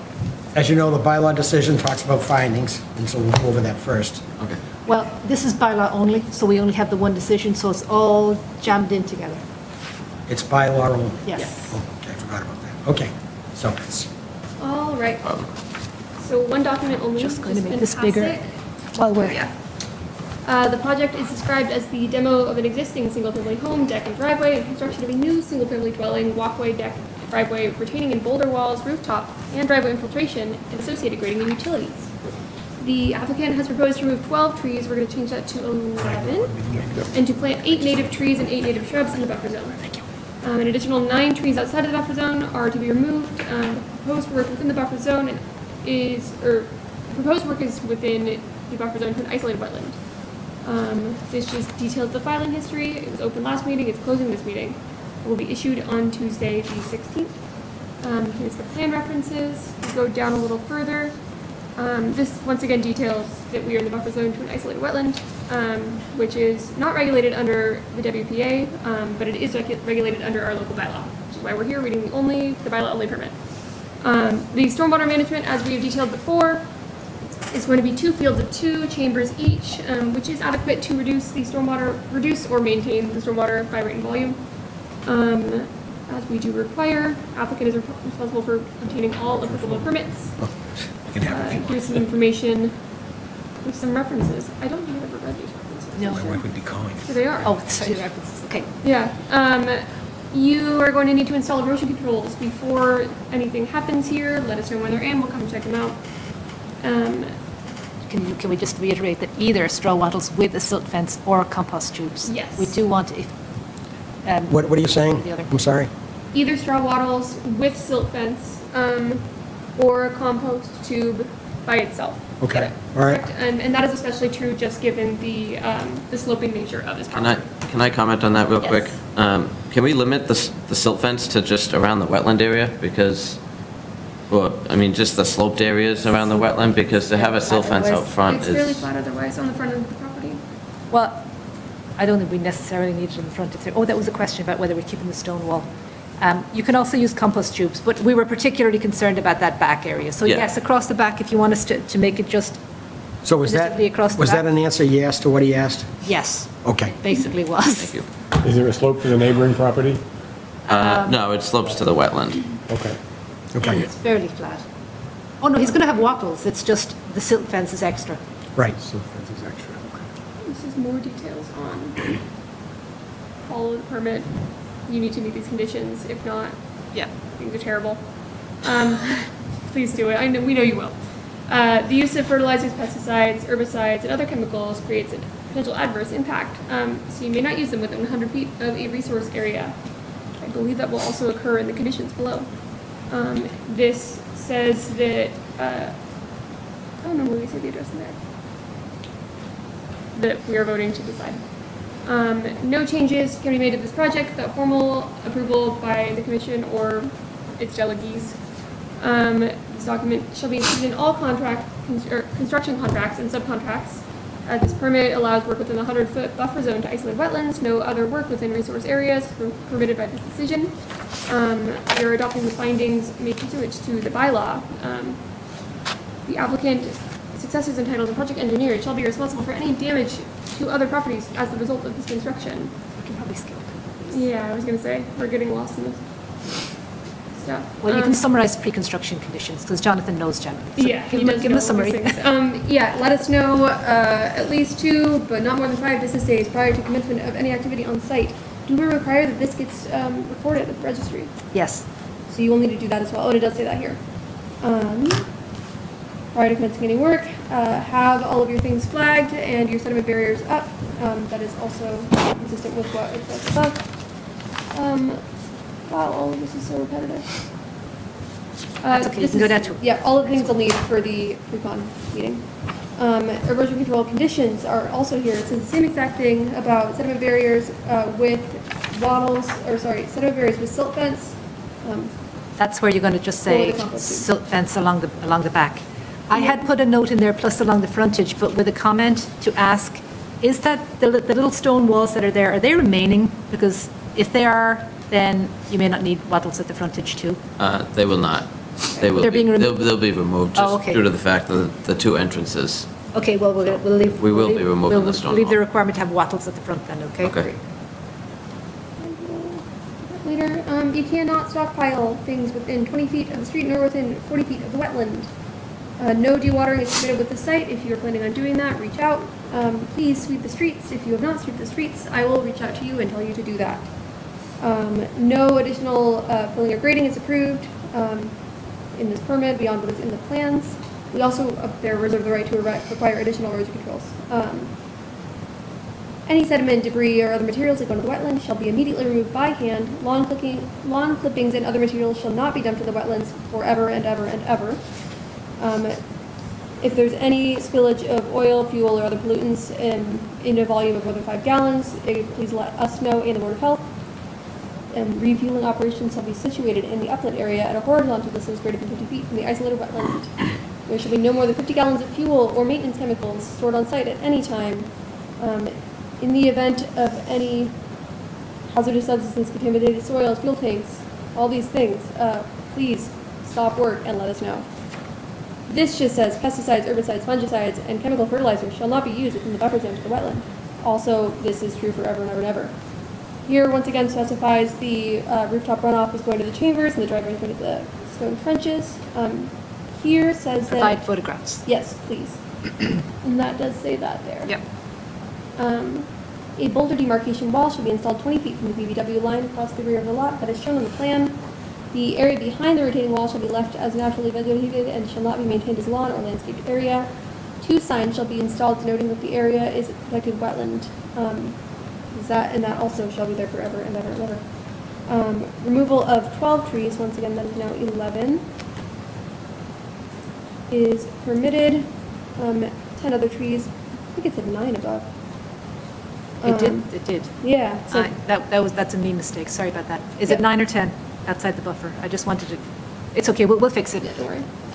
This says that 8 native trees and 8 native shrubs should be planted. We can edit this later to say some along lot line. Did we agree 3? 3 of the shrubs, something like that, was that what we said? 3 trees yeah, along the lot line. Okay, 3 of them shall be, along the lot line number 9. The wetland shall be left otherwise natural in perpetuity forever and ever. We're requesting a $2,500 cash bond. This says that you can be fined if anything's horrible. Once again, this is, we will not sign off on the CO prior to the wall and the sign installation in addition to site stabilization. Here are your things that you're going to need to know to get your COC, which is standard language that you have seen before. And that was a lot of things to say on one document. Are there questions, comments, concerns? Things you want to see in here? What are you saying? I Do finished you have reading any the document. concerns? Yeah. She said. Okay. So you're all set? Are you done? Yes, I hope so. All right. We might just wanna Did I miss it? Did you, Lucy? Those, just in Yeah. case. Lucy? Yes. Did you cover inspection reports? Are they, We typically do not require inspection reports for smaller projects like this these days. It's a bit too onerous for just single-family houses, so we haven't been doing it. I will I see. also say that I regularly drive from Town Hall to the mall area and back again so you see it almost every day? all the time. It's very visible. It will Yes. be visible. Okay, all right, that's fine. And does the commission have any, based on what you heard, any changes? Is there anyone else who has a question on what's in the draft permit? All right, so can I have a motion to close the hearing on 11 Lexington Street project under Burlington Bylaw, Article 14? So moved. Second? Second. All in favor? 6-0-0. Could I have a motion to adopt the findings and conditions under Burlington bylaw Article 14 for the project at 11 Lexington Street. Is there a motion? So moved. Second? Second. All those in favor? 600. Okay, and the performance surety is how much? $2,500. How much? $2,500. 2,500. Could I have a motion under authority of Burlington bylaw Article 14 to request the posting of performance surety in the amount of $2,500? So moved. Second? Okay, I assume this is the standard amount for a project like This this. is the standard amount that we're using for orders of conditions. The previous one was a little, earlier tonight was a little different just because we were applying the stormwater typical requirement. Right. All right, all in favor? 600. Okay, I guess, thank you for participating. You're all set. Thank you. Good luck with your project, please. Thank you. I have one on after this. Oh, yeah, right now. Yeah. All right, take care, yeah. Have a good night. You as well. All right, moving along to item 8. Notice is given, the Town of Burlington Conservation Commission will hold a public hearing during which time we have a notice of intent filed by All Matters Construction for the demolition of a deck and stairs and construction of a new deck and stairs at 10 Grandview Ave in Burlington. The proposed work would be within the 100-foot buffer zone to bordering vegetative wetlands under the State Wetlands Protection Act and Burlington's bylaw Article 14. And it's within also the riverfront area pursuant to Burlington bylaw Article 14. The commission would be reviewing information relative to this application and may issue an order of conditions and a Burlington wetlands permit for this project. The application may be viewed on the link at the Conservation Commission website. All right. All right. We have, you didn't leave. I'm still here, Mr. Chairman. Okay. She's going to settle in for the night. Is there anyone else here with you? Nope, just myself. So as you mentioned, we filed... I'm sorry, I'm here as well. Oh, I'm sorry, the homeowner's here as well. Online, probably. Okay, could you identify yourself, please? I'm Evan Hughes, one of the owners of the property. All right, and you're the owner of the property? Yep. That's what he said. Right. Okay, So as you mentioned, we filed a notice of intent to raise a deck and stairs, construct a larger deck and stairs within the 100-foot BVW and the Burlington's bylaw 200-foot riverfront area.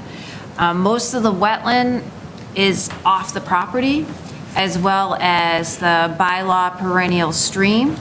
The work itself, we maintain the 20-foot no disturb, the 40-foot buffer. All of the work is completely outside of that. I did address the riverfront regulations in the notice of intent filing. I also provided an alternative analysis that the commission likes to see. At least under the the Wetland Protection Act, the State Wetland Protection Act, this type of project would be considered exempt. But regardless, we're here tonight seeking your approval. The good news is no trees need to be cut or removed for the installation of the new deck. We are providing erosion controls, and I can open it up to the commission with any questions or concerns. very good, thank you for that summary. Okay, Eileen or Lucy, do you have comments for the commission on this one? I have not a lot to say about this one. It's a pretty straightforward project. Yes. Our one outstanding question, I don't know if you got the answer on it, was how many footings? Oh, we did, yes. Oh, we did. Okay, great. Then I Like, think we A did. surprising number. You said 26. Right, so we had checked with the builder to see how many posts. Yeah? And it's 26, but it's a good size deck. It's for a 600. deck. Well, right, it's 600 square feet. It is a big deck. It's going to be dynamite. I mean, cookouts in the summertime, you can put a bunch of people out there, you can enjoy the backyard. It's going to be great. There's room for the entire commission and others. That's, we could have the meeting on the deck. Absolutely. Okay, now that that's established, Okay. So Eileen or Lucy, do you have comments on this? Anything further? Outside of that question, which we had already had addressed, I don't have anything. So it sounds like there's no issues. All right, so Sadie, you have anything on this one? This one is 11, no, this one is 10 Grandview Ave. It's installing a deck. I don't have anything right now. That's fine. Kent, anything? Indra, anything? Nope. Go back to you. Sarah, anything? No issues. Rob? And finally, to our vice chair. No, I have no issues. It's minimal disturbance with just, it's going to be helical coils? Is that what's going in? Yes. No, it's sonotubes. It's not helical footings. Oh, I'm sorry, it's sonotubes. Sonotubes, okay. Yes, It's that's still fairly minimal. Yeah. All right, so this is 10 Grandview Ave, and is there anyone in the audience that has a comment on this one, for this particular project, for an applicant putting in a deck on his property? I guess the answer is no. So we have, No, because we didn't send it out. Oh, we did send it to you, right? I apologize. and hearing no further comment, are we in a position to issue on this one? Can I ask a question? Yes. So you said how many sonotube? So 26. 26? Yes. So it's a 600 square foot deck, so it's a sizable deck. From the picture, I don't see it. So that's just I see about 20. That's the sample of what it's going to look Oh, like. I see. So it's not an exact Okay. diagram. Okay, thank you. Sure. All right, so we got draft documents, we'll review it, and then Sure. take a vote. Okay, I need to share, so can I just override you? It's okay, I'll just become presenter. All right, just because Lucy's getting tired of speaking, I will read out the next one. I might shorten it a bit, though. Would you mind just making it bigger? Yeah. So they can actually see it on the screen? Yeah, it's Okay. pretty small up there. Yeah, well, she will. Thank you. A notice of intent, this time also, notice of intent bylaw application was filed for construction of a deck that's about 20 by 25 feet on 26 concrete footings within the riverfront area of a stream regulated under the wetlands bylaw and the 100-foot buffer zone to bordering vegetated wetland. This describes the filing history. The part that's in yellow was because ordinarily we do continue hearings to a second night, but we're going to change this to say, you know, that we did it tonight because we had this ready to go. So the plan was signed and stamped by a PLS, and it was dated August 21. The proposed work, again, would be within riverfront under the bylaw and buffer zone to wetland. The closest point of the proposed deck would approximately 65 feet from the BVW and 90 feet from the stream. The Commission finds this project is exempt from the Mass Stormwater Management Regulations because it's an accessory project to a single-family home. Erosion and sedimentation controls will be implemented during construction. Again, resource area, it was within the riverfront area of Longmeadow Brook, a perennial stream. However, it definitely is not, it may not be at this point. Let's see, we're going to skip down through the standard stuff and just remind everybody that sediment barriers, oh, it says hay bales, but I think we forgot to change that because we did not mean hay bales. You had shown wattles on the plan. Yes. And that is okay with us.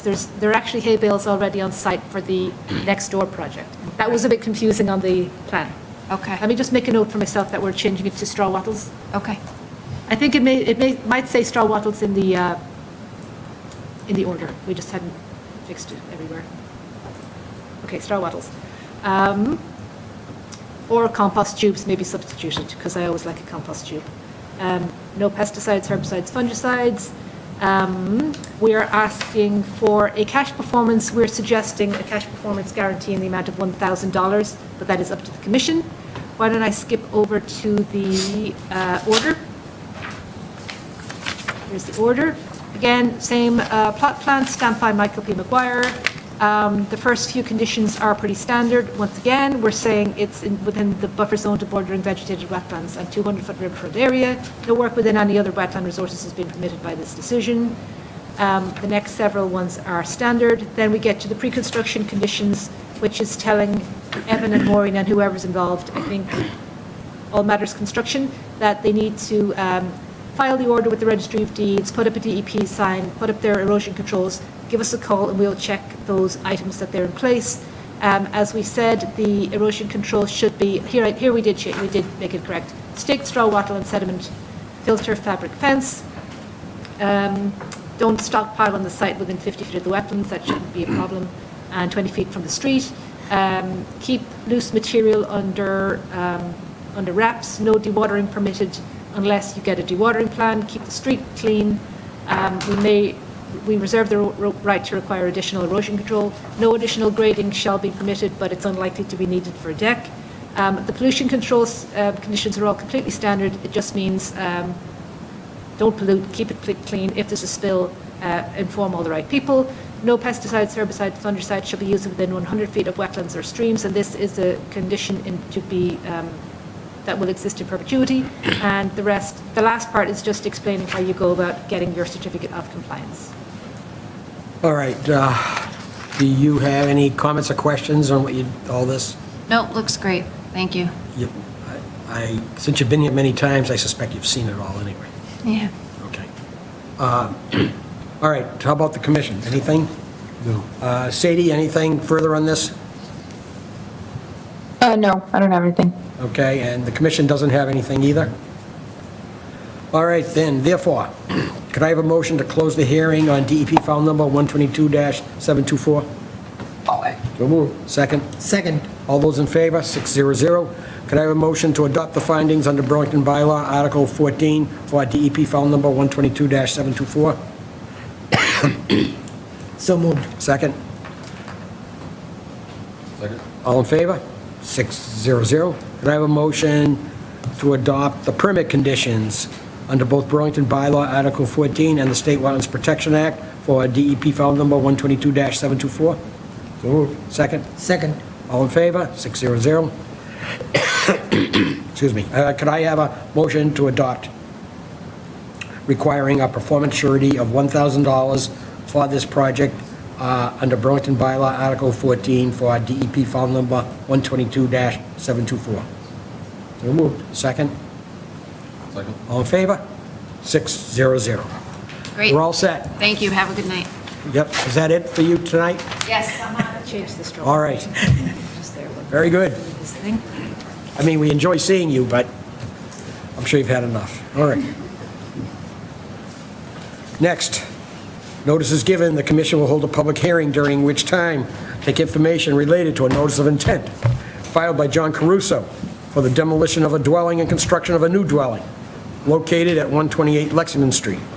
The proposed work is within riverfront area, 100-foot buffer zone to bordering vegetative wetlands, and is within a buffer to isolated wetlands pursuant to Burlington Bylaw Article 14. The commission will be reviewing the information and may issue an order of conditions and a wetlands permit. The application may be viewed on the Conservation Commission's website for 128 Lexington Street. Good evening. Good evening. Good evening, commission members. Eileen and Lucy, good evening. I'm Rich Kirby from LEC Environmental, and with me tonight is the applicant and property owner, John Caruso. We filed this notice of intent to raise and rebuild a single-family dwelling at 128 Lexington Street. I'm not sure, so some of the commission members have had a chance to take a look at this site. It's in the south central portion of town. This site is on the northwest side of Lexington Street, just east of the Islamic Center of Burlington.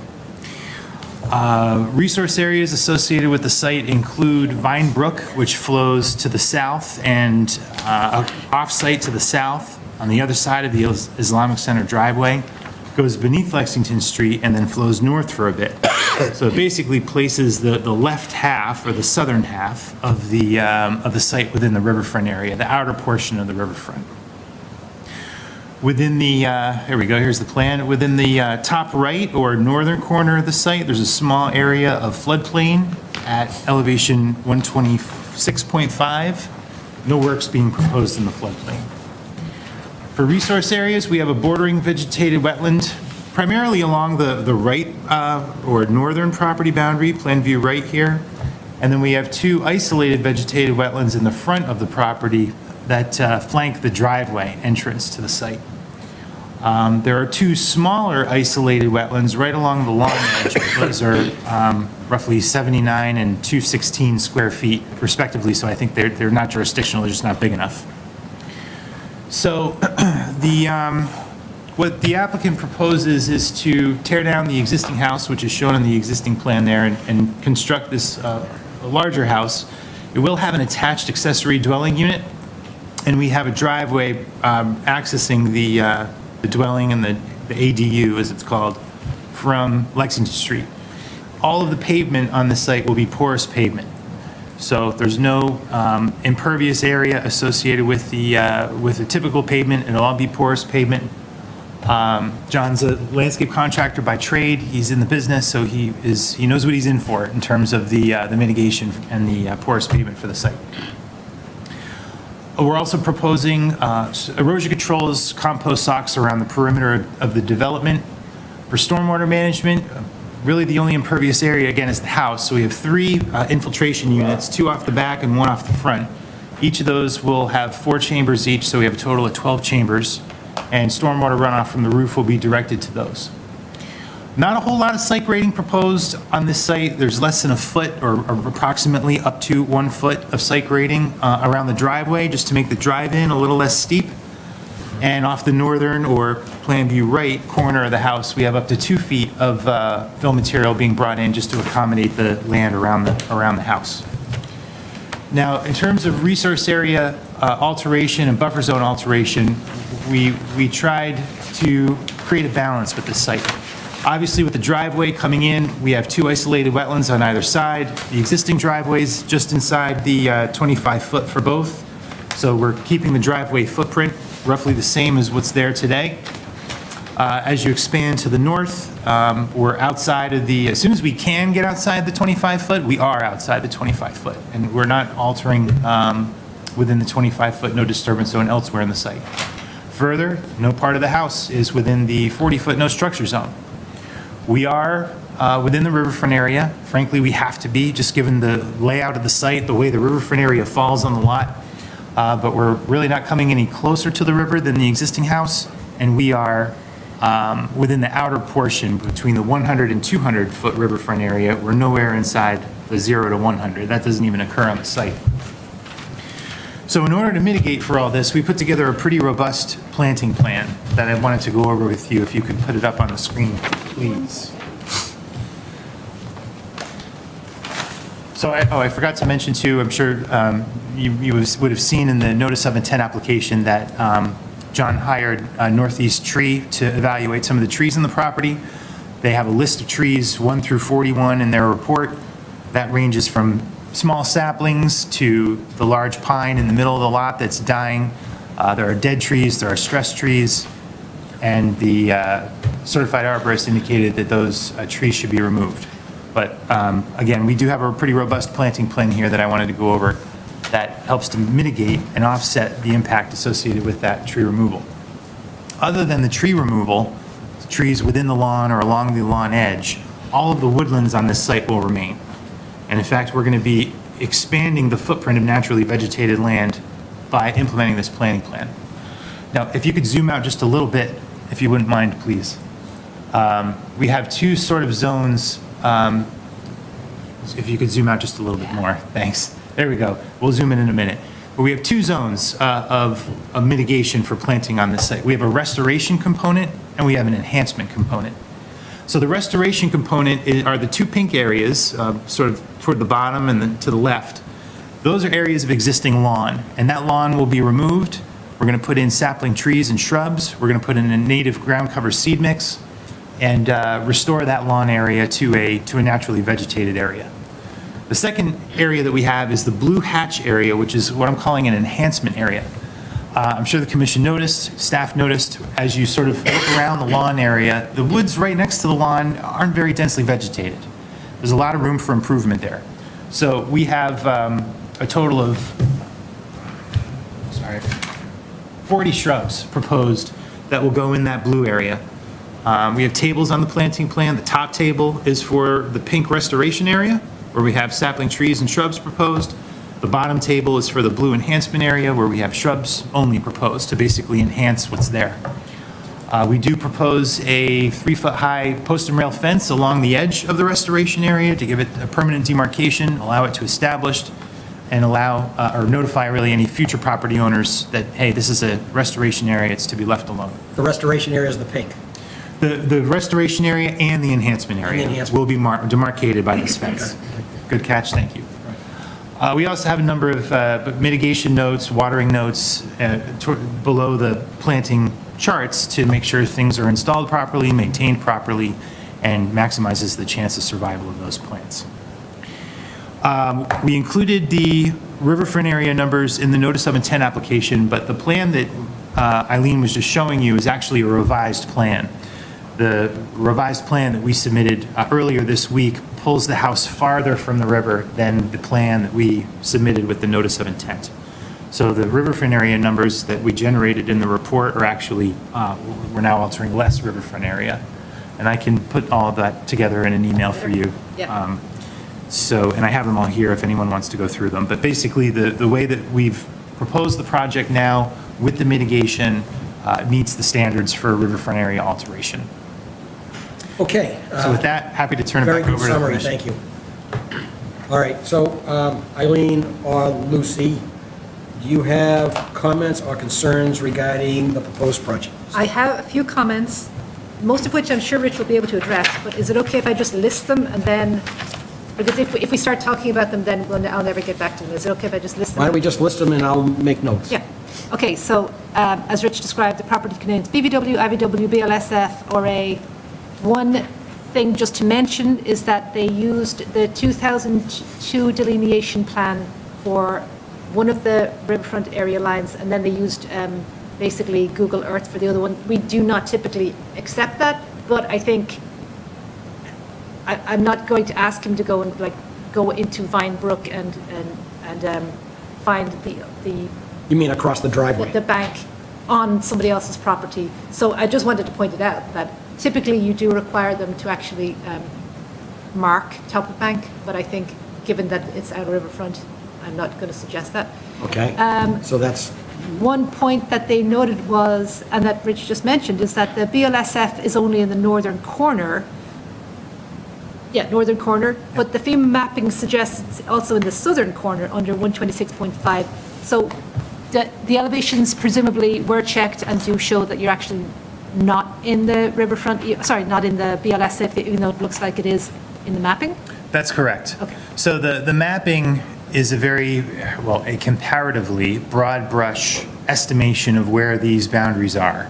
The resolution of the topography that's used in those FEMA maps is not as fine as the resolution you're going to get from an instrument survey on the ground. The surveyor located all of the elevations on the site. The existing conditions plan, which is the first sheet in the plan set, has all of the contours.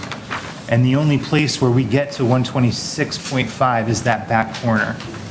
All of the other elevations, including within the IVW, both IVWs are elevation 127 or greater. so Eileen, what are you saying? Do you need it, a BLSF indicated on the plan? No, I don't. I just wanted some sort of confirmation that when you look at the FEMA maps, it does look like there is BLSF there. But obviously, as you just explained, once you're on the ground and you can see the elevations much more, as he explained. Okay, so no follow-up is needed. I think it's okay. Okay, we're okay.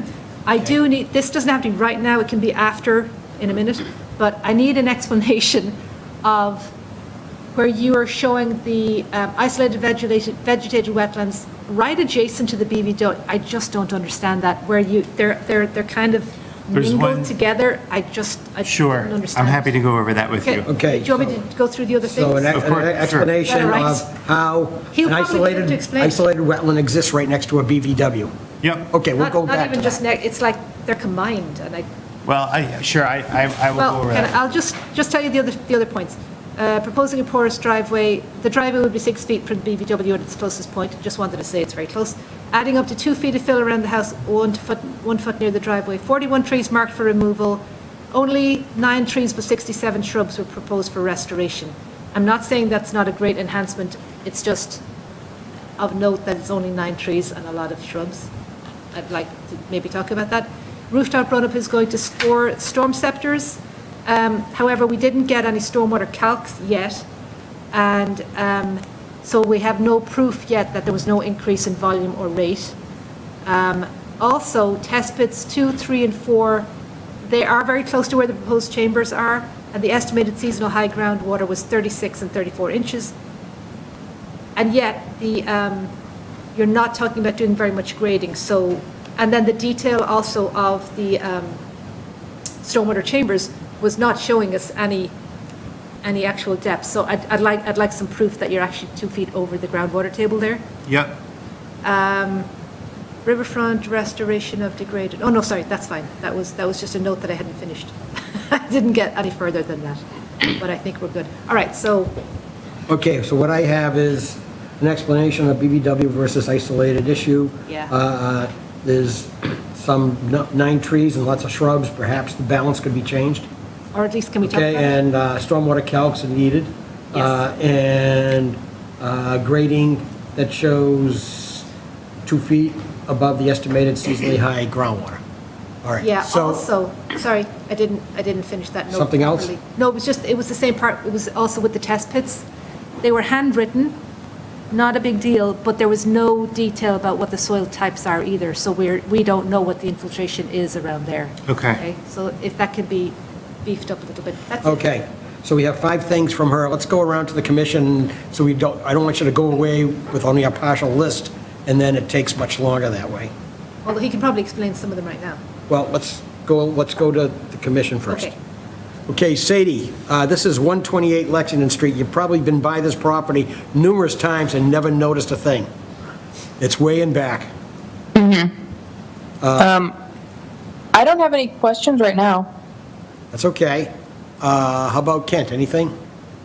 No, no. How about Indra? I have one question. Is so you're going to submit the stormwater calculations, right? I'm sorry, say it The again? stormwater, the calculations. Yeah, the calculations, correct. Are you providing 3 or 4? Right now, there are 3 systems proposed. Right. Each system has 4 units. Oh. So it's a total of 12 units, but that number may change depending On on. the left hand side, results. it's written 4 storm scepters. So I was thinking 3 or 4. Oh, yeah, so there's storm tech units. I know. And there's 4 in each of the 3 infiltration areas. Okay, So there'd be- thank you. Yeah. All right, let's go to Rob. Anything? I guess I was just a little curious, like, what type of porous pavement is going to be used? Because I guess there's a couple different options and ones with different sort of, like how long they last and stuff. So that, I mean, that's just sort of. You can respond to that. You don't have to, put it on the list. Let's get the list down first. Okay, anything else, Rob? How about Sarah? Where's the ADU in this picture? Good question. I can answer. You want to start with that one? I have another question. It's basically I'll just list it, If you okay? see the main rectangle of the house, and then to the, Sorry. that's all right, to the left, you have the driveway approaching a smaller sort of square shape. That's the 2-car garage that's attached to the main house. And then the rectangle to the right, there you go, that section there, that's the ADU. So that's the attached dwelling unit. Okay, so it's attached. Okay, so that question's answered. All right, that's great. My other question is, you guys, I'm pretty sure that there's a huge parcel behind this that also belongs to you. Is that true? That's mostly wet and unbuildable? That is the Islamic Center parcel. I mean, like, behind it. It lists on Mass Map that it's also owned by a Paul Caruso. I wondered if that was the same.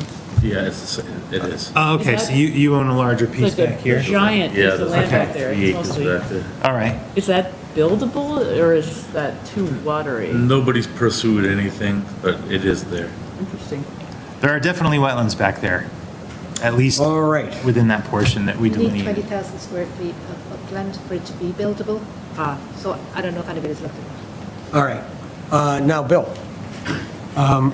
I think this is a great project. I love the fact that it's, this property that's been in disrepair and for a long time is being restored and kept in the family. I think that's a great venture for you to proceed on. I think the planting plan looks good. I agree, I'd like to see a few more trees to compensate for the amount that were removed. But overall, I'm impressed with it. I would like to hear what kind of porosity is going to be in the driveway as well. But otherwise, I think it's going to be a drastic improvement. We agree. Okay. I like that porous pavement. Yeah. All right, so I am curious as to the wetlands along the driveway. You're going to be installing porous pavement. Yep. Is there details in your submittal so far of how you're going to protect the wetlands during the installation? If not, you need to provide something. Yep, there are compost socks that flank the driveway. Yeah. So those will be there to protect the wetlands on either side during construction. If the commission likes, we could also add some orange construction fencing. That tends to keep the contractors on the site where they need to be, at least for that That section. might be a very good suggestion. Okay. That's a very, that orange, bright orange stuff. Yep. Yeah, that might be a very good suggestion. It's a fairly narrow area, and you have trucks and everything going through, so. Right, so I was concerned about that.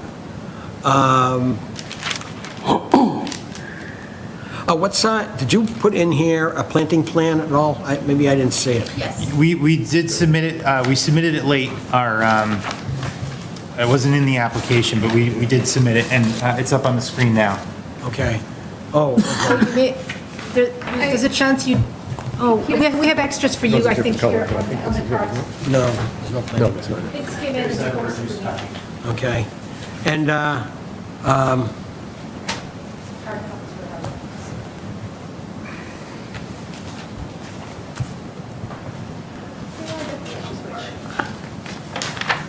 I think the 2-foot shrub seems like a reasonable minimum, seems like a reasonable approach. The trees, though, yeah, I know you don't want really large trees, because actually sometimes the survival rate of really large trees isn't that great sometimes. I understand that. But 4-foot trees sometimes, trees that are that small, yeah. Trees that are that small sometimes don't fare very well with the abuses and stuff like this. And so I'm wondering if we could get you to increase that to like, I don't know. Maybe 6 feet? Something like 5, 6 feet. We could do 5, how about 5 to 6 feet? Because part of the reason we prepare hundreds of these a year, Yes. these planting plans, and we supervise and implement and monitor most of them. Part of the issue is we commit, we're going to put in 4-foot shrubs. It's going to be an instant, restoration area, and you can't find them. You'll end up in Pennsylvania or New Jersey before you find 4-foot shrubs that are Oh, available. I understand that. yes. So, and then they're, That's why I said the 2 feet for the shrubs. yeah, that's usually the range in which we can find them locally. We can go to 5 to 6 feet. We'll change it for the I sapling think that trees. that would be great if you can. I also take comfort in the fact that Mr. Caruso is a landscaper. He's not going to let them die anyway. Yeah. He's going to take care of them. He's got the connections. So he's got the drive to take care of his plants. So I think we're set there. All right, so we have a few other things. Do we want to spend some time here? Some of the things we probably, also, is there did you provide, does this need an alternatives write-up? I can't remember now whether you had. Yeah, we didn't prepare an alternatives analysis, in part because, number one, we're not altering any undeveloped riverfront area. We're not altering any riverfront area that's naturally vegetated. Yes. The entire footprint of work is within existing structure, existing driveway, or existing lawn. And we're proposing a total of, where is it? Almost over 13,000 square feet of mitigation on this site between the restoration and enhancement. Yeah, I think that's very impressive. The only question is, do we need it on the part of a regulatory filing? Do we need that? That's a question to them. Do we need something in the file that says they addressed alternatives for this I think particular? technically you should, right? Now I'm between developed and Yeah, the degraded, well, I can tell you that for our approach, if we have a project in the riverfront area and it's naturally, a portion of the site's naturally vegetated. We're clearing these woods, or we're disturbing this meadow. If that's the case, then we typically prepare an alternatives analysis, because the alternatives analysis under the state regulations is in 1058.4. 1058.5 talks about redevelopment of previously developed riverfront area, which includes the degraded riverfront area. Yes. And 1058.5 says, notwithstanding 1058.4, that is notwithstanding the requirement for an alternatives analysis, the Yes. commission may allow redevelopment, in fact, encourages the redevelopment of those previously developed riverfront areas, provided you're more than 100 feet away or no closer to the river than the existing condition, provided your project results in improvement to the riverfront area compared to the existing condition. And if you, to the extent, and provided that the amount of degraded area in the riverfront does not exceed what's there now, or 10%. So in this case, we are exceeding what's there now. We're making the house bigger. The driveway's expanding. And so in order to mitigate for that, we're providing this substantial replanting plan that exceeds the 2-to-1 mitigation requirement in 1058.5 F and G. I like this project. It's a great project. You've done a great job on it. That's not the issue. The issue is, do we need anything from them that essentially says what he just said in writing? I think that I think we can do without it. We did, everything I just said is in the notice of intent application, but since it's, the numbers that I put in the notice of intent application were based on the plan that we submitted with the notice of intent application. Since we submitted it, we pulled the plan, we pulled the house farther from the river, so our numbers are even better. Right. So what I can do is I can revise that narrative, which basically includes everything I just said, to include the new numbers, and It'll work. it'll demonstrate compliance with those regulations. That's fine. Perfect. Okay. Thank you. All right, so now we have, Is it okay if Rich explains, please, the IVF versus that? Yes, of course. Can we do Yes. that? Because Can you- it just please do. She brought it up. Can you pull up the existing conditions plan, please? So, that one will do, but you got to scroll up. Okay. I'm going to approach the yes. Oh, I had highlighted it on my If version. we go back up into here, Yeah, I didn't realize we were So, zoomed in so much. you Oh, can you see- can also move it around up you there. can see these flags, 1, 4, 5, 6, 7, 8, 9, 10, 11. Yeah. That's all the off-site bordering vegetated wetland to the right or to the north of the property. Now, if you scroll or pan You up. can actually. You can do it, you can, Yeah. it's a touch. Oh, wow, that's why. So the bordering vegetated wetland boundary wraps around, there's a little sort of hill here, comes up to a point at flag 15, and then continues to the north off-site. Right here is a 4-series isolated wetland. Goes from 4-1, 4-2, 4-3, 4-4, 4-5, and back to 4-1. The space in this zone, I know it's small, but there's a topographic change, and there's also a vegetation change in that zone that separates this bordering vegetated wetland from this isolated vegetated wetland. Okay, that wasn't the one that was confusing me, but thank you. Okay. What was the one? What's confusing you? It's this one here that Lucy's just going to maybe highlight for you. On it seems like there's a combined, there. Oh, right here? There's the 2 series no, and there's the not. even further 2 over. series. Further over to the left. Oh, these? Yeah. Oh, Got okay. BVW and IVW kind of all jumbled together Yes, there. no, this is I a drew them out. BVW with a potential vernal pool inside of it. That was what I thought. So this wetland closes in on itself. We have the driveway to the Islamic Center over here, and we have steep topographic grades that surround the wetland otherwise. Yeah. There's no culverts, no hydrologic connection beneath the driveway that we saw when we were out there. So is that 2 series that is indicating a vernal pool? The 2 series represents the boundary of the wetland. Okay. And the 7, 8, 9, the single-digit series represents the boundary of the potential vernal pool. Okay. Now, the trick of it is, and this didn't translate in the plan very well, but the trick of it is that in some places, the wetland boundary and the potential vernal pool boundary are the same. So instead of hanging an orange flag and a blue flag, orange for the wetland, blue for the potential vernal pool. We just said, oh, this blue flag connects to this orange flag.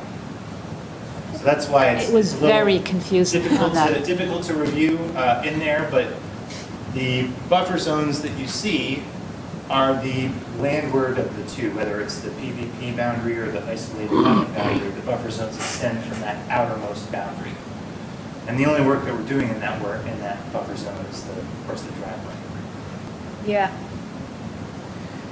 But I fully appreciate your yeah, confusion. because I color-coded it, and it was like, whoa. Yeah. All right, Okay. Eileen? Yep. If there's a vernal pool there and our bylaw says that part of the vernal pool is the first 100 feet, and the second 100 feet is the reviewable area, Yep. is there anything that you see on this plan in that first 100 feet that changes the habitat for that first 100 feet, which works as part of the habitat for vernal Well, pool? yeah, because the driveway would be in that 100 feet. That That's would be part of permeable, the berm. right. So what he's saying at the moment is that it's potential vernal pool. It makes it more difficult for you if it's a vernal pool. It does, but we also have, we're also increasing the amount of vegetated buffer in our restoration plan between the vernal pool and the development. If you look at that, if you want to pull up the restoration. Oh, yeah, plan, that's right. sure. That's your restoration area. Yeah, so we're, even with the driveway, notwithstanding the driveway, we're improving the vernal pool habitat by revegetating a lot of that lawn area that's currently within the 100-foot zone. It's like road path right now. Okay. Right, but the So- 100 feet around the flags is actually vernal pool, under our bylaw. I realize that, but I mean, there's a driveway there now and there'd be no way to access the site. That's true, too. I know it's darn it's tricky. I mean, there's a driveway there now. Yeah. We're Although it's utilizing the just- same it's just footprint. earth, really. Yeah, well, gravel, earth and driveway, I'm sure there was gravel there at some point. probably was but gravel underneath. It probably got pushed into the ground. Yeah. As it got, I mean, my question, I think you answered it, is anything that's proposed impeding the first 100 feet from the boundary of the vernal pool, which is a protected zone under our bylaw. So that's all I'm asking, and Well- if he's revegetating it, there's some mitigation. Technically, yes, because the driveway is there, but it is tricky because he's just made the point that otherwise they have no access, so they have to do some kind of effectively a wetland crossing, but I just haven't come across a situation before where it's been in a vernal pool. if I could put it into perspective. Okay, Right now, we have a driveway and a house on the property. We're proposing a driveway to expand out by the house to, have parking and access to the garage and whatever. We're building a bigger house.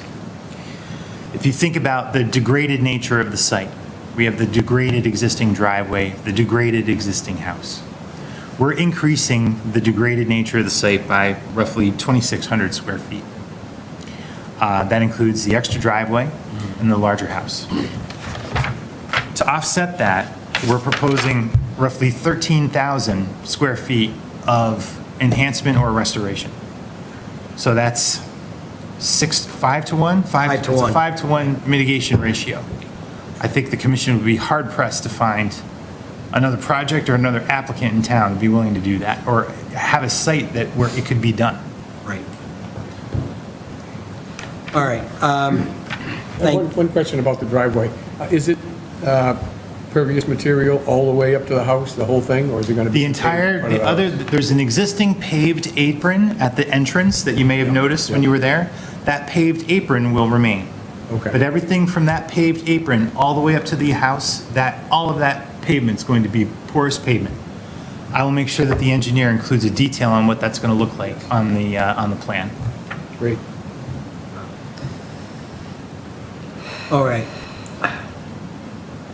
Since it seems like you have a few things to respond to, so maybe we should just go through the list to make sure. Are you satisfied with the BVW versus the isolated wetland explanation? Or do you need something in writing? no, I don't think so. It, just on paper, I'm looking on the plan, I would just haven't really. That's fine, I just want to make sure. No, I think we're okay, yeah. Okay. And could you take a look at the number of trees being proposed, I guess? Yes. Okay, so they'll take a look at it and propose something. And also the Certainly height wouldn't of- wouldn't hurt to talk before the next meeting to our staff. Yes, absolutely. Stormwater calcs, you're aware of that. Yep. The grading, 2 feet above seasoning high grade. Do we need any further documentation? Yeah, a detail to show that. Detail. And also to show what the soil is was in the test pits. Did he make a note of that? You're talking about the soil texture, like if it was Yeah. a loamy sand or a sandy loam? Okay, I will make sure that that gets Okay. added. All right, and there's detail about the soil types, we said that. Detail, okay, yeah, we just said that. There was a question about the types of porous pavement, and you'll get us some detail on The that. detail will be included on the And- revised plan. I think that's it. I have one other comment. Yes. The infiltration chamber that's in front of the house is in the middle of the driveway, and it's a gravel driveway of some sort. Is that going to be potentially, damaged with vehicular traffic or stuff like that? It shouldn't. I'll check with the engineer. Typically, you don't want to have infiltration systems beneath porous pavers. Because what happens is the porous pavement has stone beneath it, an aggregate of stone beneath it. It has to be a certain depth. And then if you have your infiltration system, which is also surrounded by stone, the water runoff from the driveway and the water runoff from the roof start interacting. And what happens is the water that comes off of the roof is going to enter the infiltration system. I'm sorry. The water that comes off the driveway is going to enter the stone beneath the porous pavement and go right into the stone that's around the infiltration system. Right. I'm not an engineer, but that's what I've heard that Okay. is an issue. That's one of my concerns there. Yeah. That is right in the middle of a, It is in the middle, but it is not beneath. So long as it doesn't get driven over, it should be okay. Bill, does that resolve your well, question, you think? it's going to obviously be driven over, isn't it? Or is that white square in there is going to be? That square is like grass or Oh, I landscape. thought that was just underneath the. Oh, yeah. No. That, only the gray, the dark gray is the porous pavement. Okay, so this Yes. is not just a, It's like a landscape island. okay, that answers my question. I thought it was just a little vision of what was going to be underneath. I understand. The paved thing, so you're not driving over it. Correct. You're all set. I'm all set, thank you. All right, so is there anyone else in the audience, either online or in here that has a question? So it looks to me like you have a few things to take care of. Yep. Eileen, do you feel like we could issue this at the next meeting, possibly? Yeah, as well, provided he provides all those things, but that you might have to do another test pit or two, and you already did a whole ton. When would you like the revised information by? For the next hearing? Several days before the next meeting, ideally a week before, but that's only next Thursday. Is that doable by the next meeting or the meeting after, you think? Let's continue to the next meeting if we could. And then you'll We'll do our continue best. again if- Yes, if we can't get things to you in time, we'll continue again. All right, so could I have a motion to continue this hearing for 128 Lexington Street to the meeting of September 25th? Is motion? Second? Second. All in favor? Just keep in touch 600. with us. If we have a few days, it might be fine. Okay? Yes, we'll do the best we can. All right. Thank you very much, everyone. No, thank you. Your explanations were very helpful.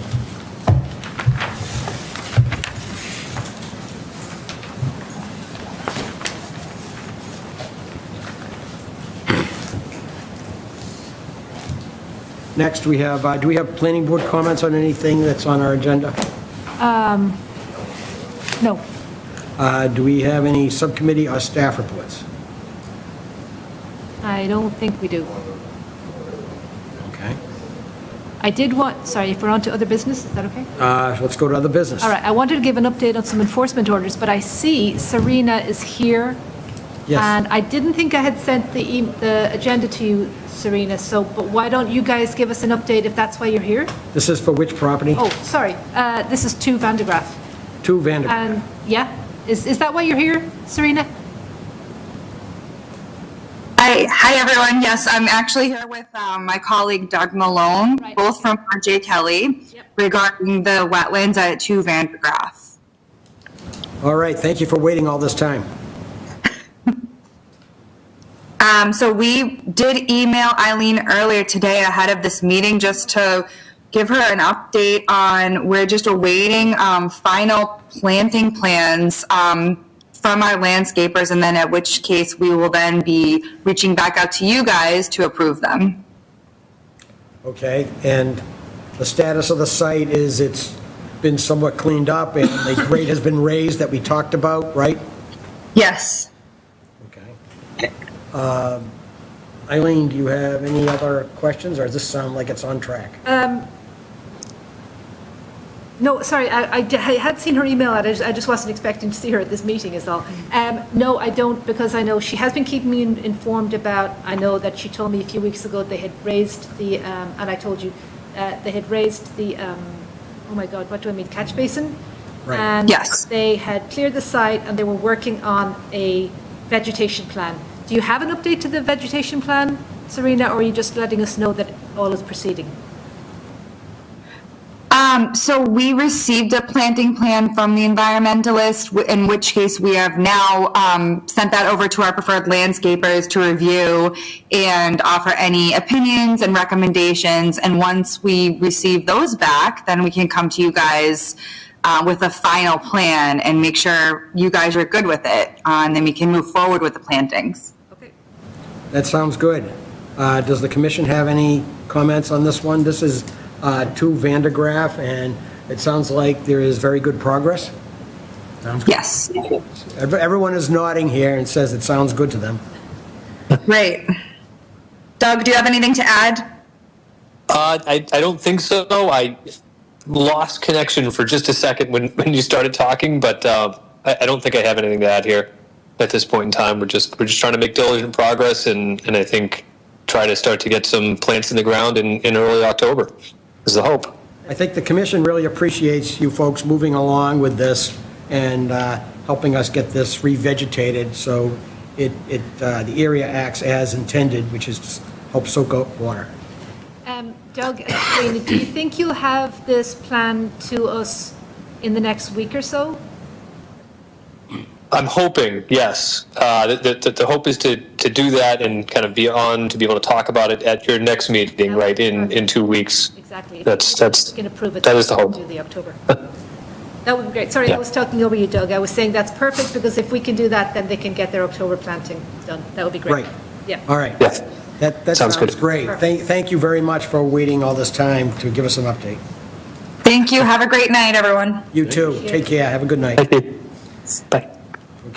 0 Cambridge. Okay, yeah, I didn't realize we were going to be on. That's actually great. So 0 Cambridge, I've been intending to go out for the last couple of weeks just to see how that's coming along. They had done all their hand mitigation work and had seeded. I just haven't had a chance to get out there. But now what they would like to do is, so there's a developer that wants to come in and actually develop that site and potentially for a daycare. So what they would like to do is come to us for just a discussion item at the next meeting before they get completely formalized plans to make sure they're on the right track. Is that okay with you if we put them on the next? Did we ever vote on an accepted working plan for the delineation? Do you mean for the? Do we have a delineation in effect that we can use as the basis for discussion? Well, we had an ORAD from 7 years ago, and that is actually still current. That's still current, okay. Even though they did some work that sort of was in was in the resource areas, they have tried to restore them to the best of their ability. So we are actually, to be honest, working with an area that has maybe changed a little bit over the years, but that's the way ORADs work. It's actually still current. So we can, but this is part of what we can talk about at the next time. I will tell you right now that they're proposing to put a daycare basically right on top of those stormwater fed streams. So they're going to have to move them. So these are things they want to just just run by us.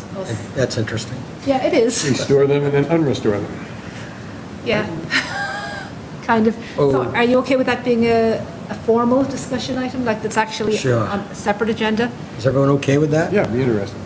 And then 186 Mill Street, I went out and looked at those trees. That was also the subject of an enforcement order. I sent a couple of you guys some pictures just because I wanted second opinions from people who actually planted trees. She had had some issues, so she basically chopped the tops off. I'm sorry for laughing. Chopped the tops off some of the trees, and she was hoping that they were going to do okay. And one of them actually was. It was sprouting underneath it, so it might be fine. But I'm just going to circle back to them maybe in the spring to see if those Okay. puppies have. All right, okay. Rallied. The next meetings, it says here, are August 14th and September 11th. We are going Before we back. finish, I have another thing. This is August 14, next meeting, going The back. agenda, so the next meeting is actually September 25th, correct? Why didn't anybody say? That's Just not. noticed. Okay, well, hopefully that's nothing that's I was going to be important nice enough to not bring it require- up, but they. All right, This whole so, meeting is null and void now because I got the agenda wrong. I actually have one more thing to raise, if you don't mind. yes, We were talking to an applicant today. You had approved a stormwater permit for 15A Sears Street a few months ago, you might remember. And now he would like to build an ADU in the back. So it's 900 square feet. He has stormwater calcs to show how he will, deal with the stormwater. right. He was hoping just to keep things moving swiftly on his part, because construction is already well underway. Right. That you would be okay with an administrative approval of this change. However, it did go through a hearing with you, so technically you should probably, this could be an amendment with a hearing. We just wanted to run it by you. How would you Amendment to feel? the stormwater permit. Yes. Since, if he has stormwater calcs ready to go, would you be, yeah, that's the question. Does the existing stormwater system handle what he's proposing? No, they have redesigned it to beef it up so they can, that's what he said, right? Yep. That's, we Yeah, have, substantially bigger. oh, actually, I have the plan somewhere. He has, his engineer has designed it to be bigger and has the calcs to show us that it will take all of the stormwater from the ADU as well as the house. So the question you're asking is, should this be something administratively handled by the staff? Yeah. I think he's asking, can it? Because that Can would be it? just faster for him and he can keep going. All right, so how does the commission feel about that? Sadie, you have any comment on this? No comments. All right. Kent, Indra, no? No. Bill? No, I think as long as the calculations hold up, and it should be fine. Sarah? Sounds fine to me. The question is this establishing How would we do it? is this establishing a precedent Yeah. that if someone has a stormwater permit and they want to put in up to a 900 square foot ADU After the fact. after the fact, Right. Let me So ask our it this way, bylaw- if the project was already done as planned, Yeah. and then they came in and asked for a 900 square foot new project, would that be just administrative? Yes, it would. So that's just an administrative change.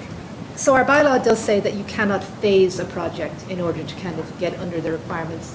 I genuinely don't think that's what he's doing. Because he's already been in front of the commission. He has been in front of the commission. He got his permit. He paid an engineer quite a lot of money to do all the calcs.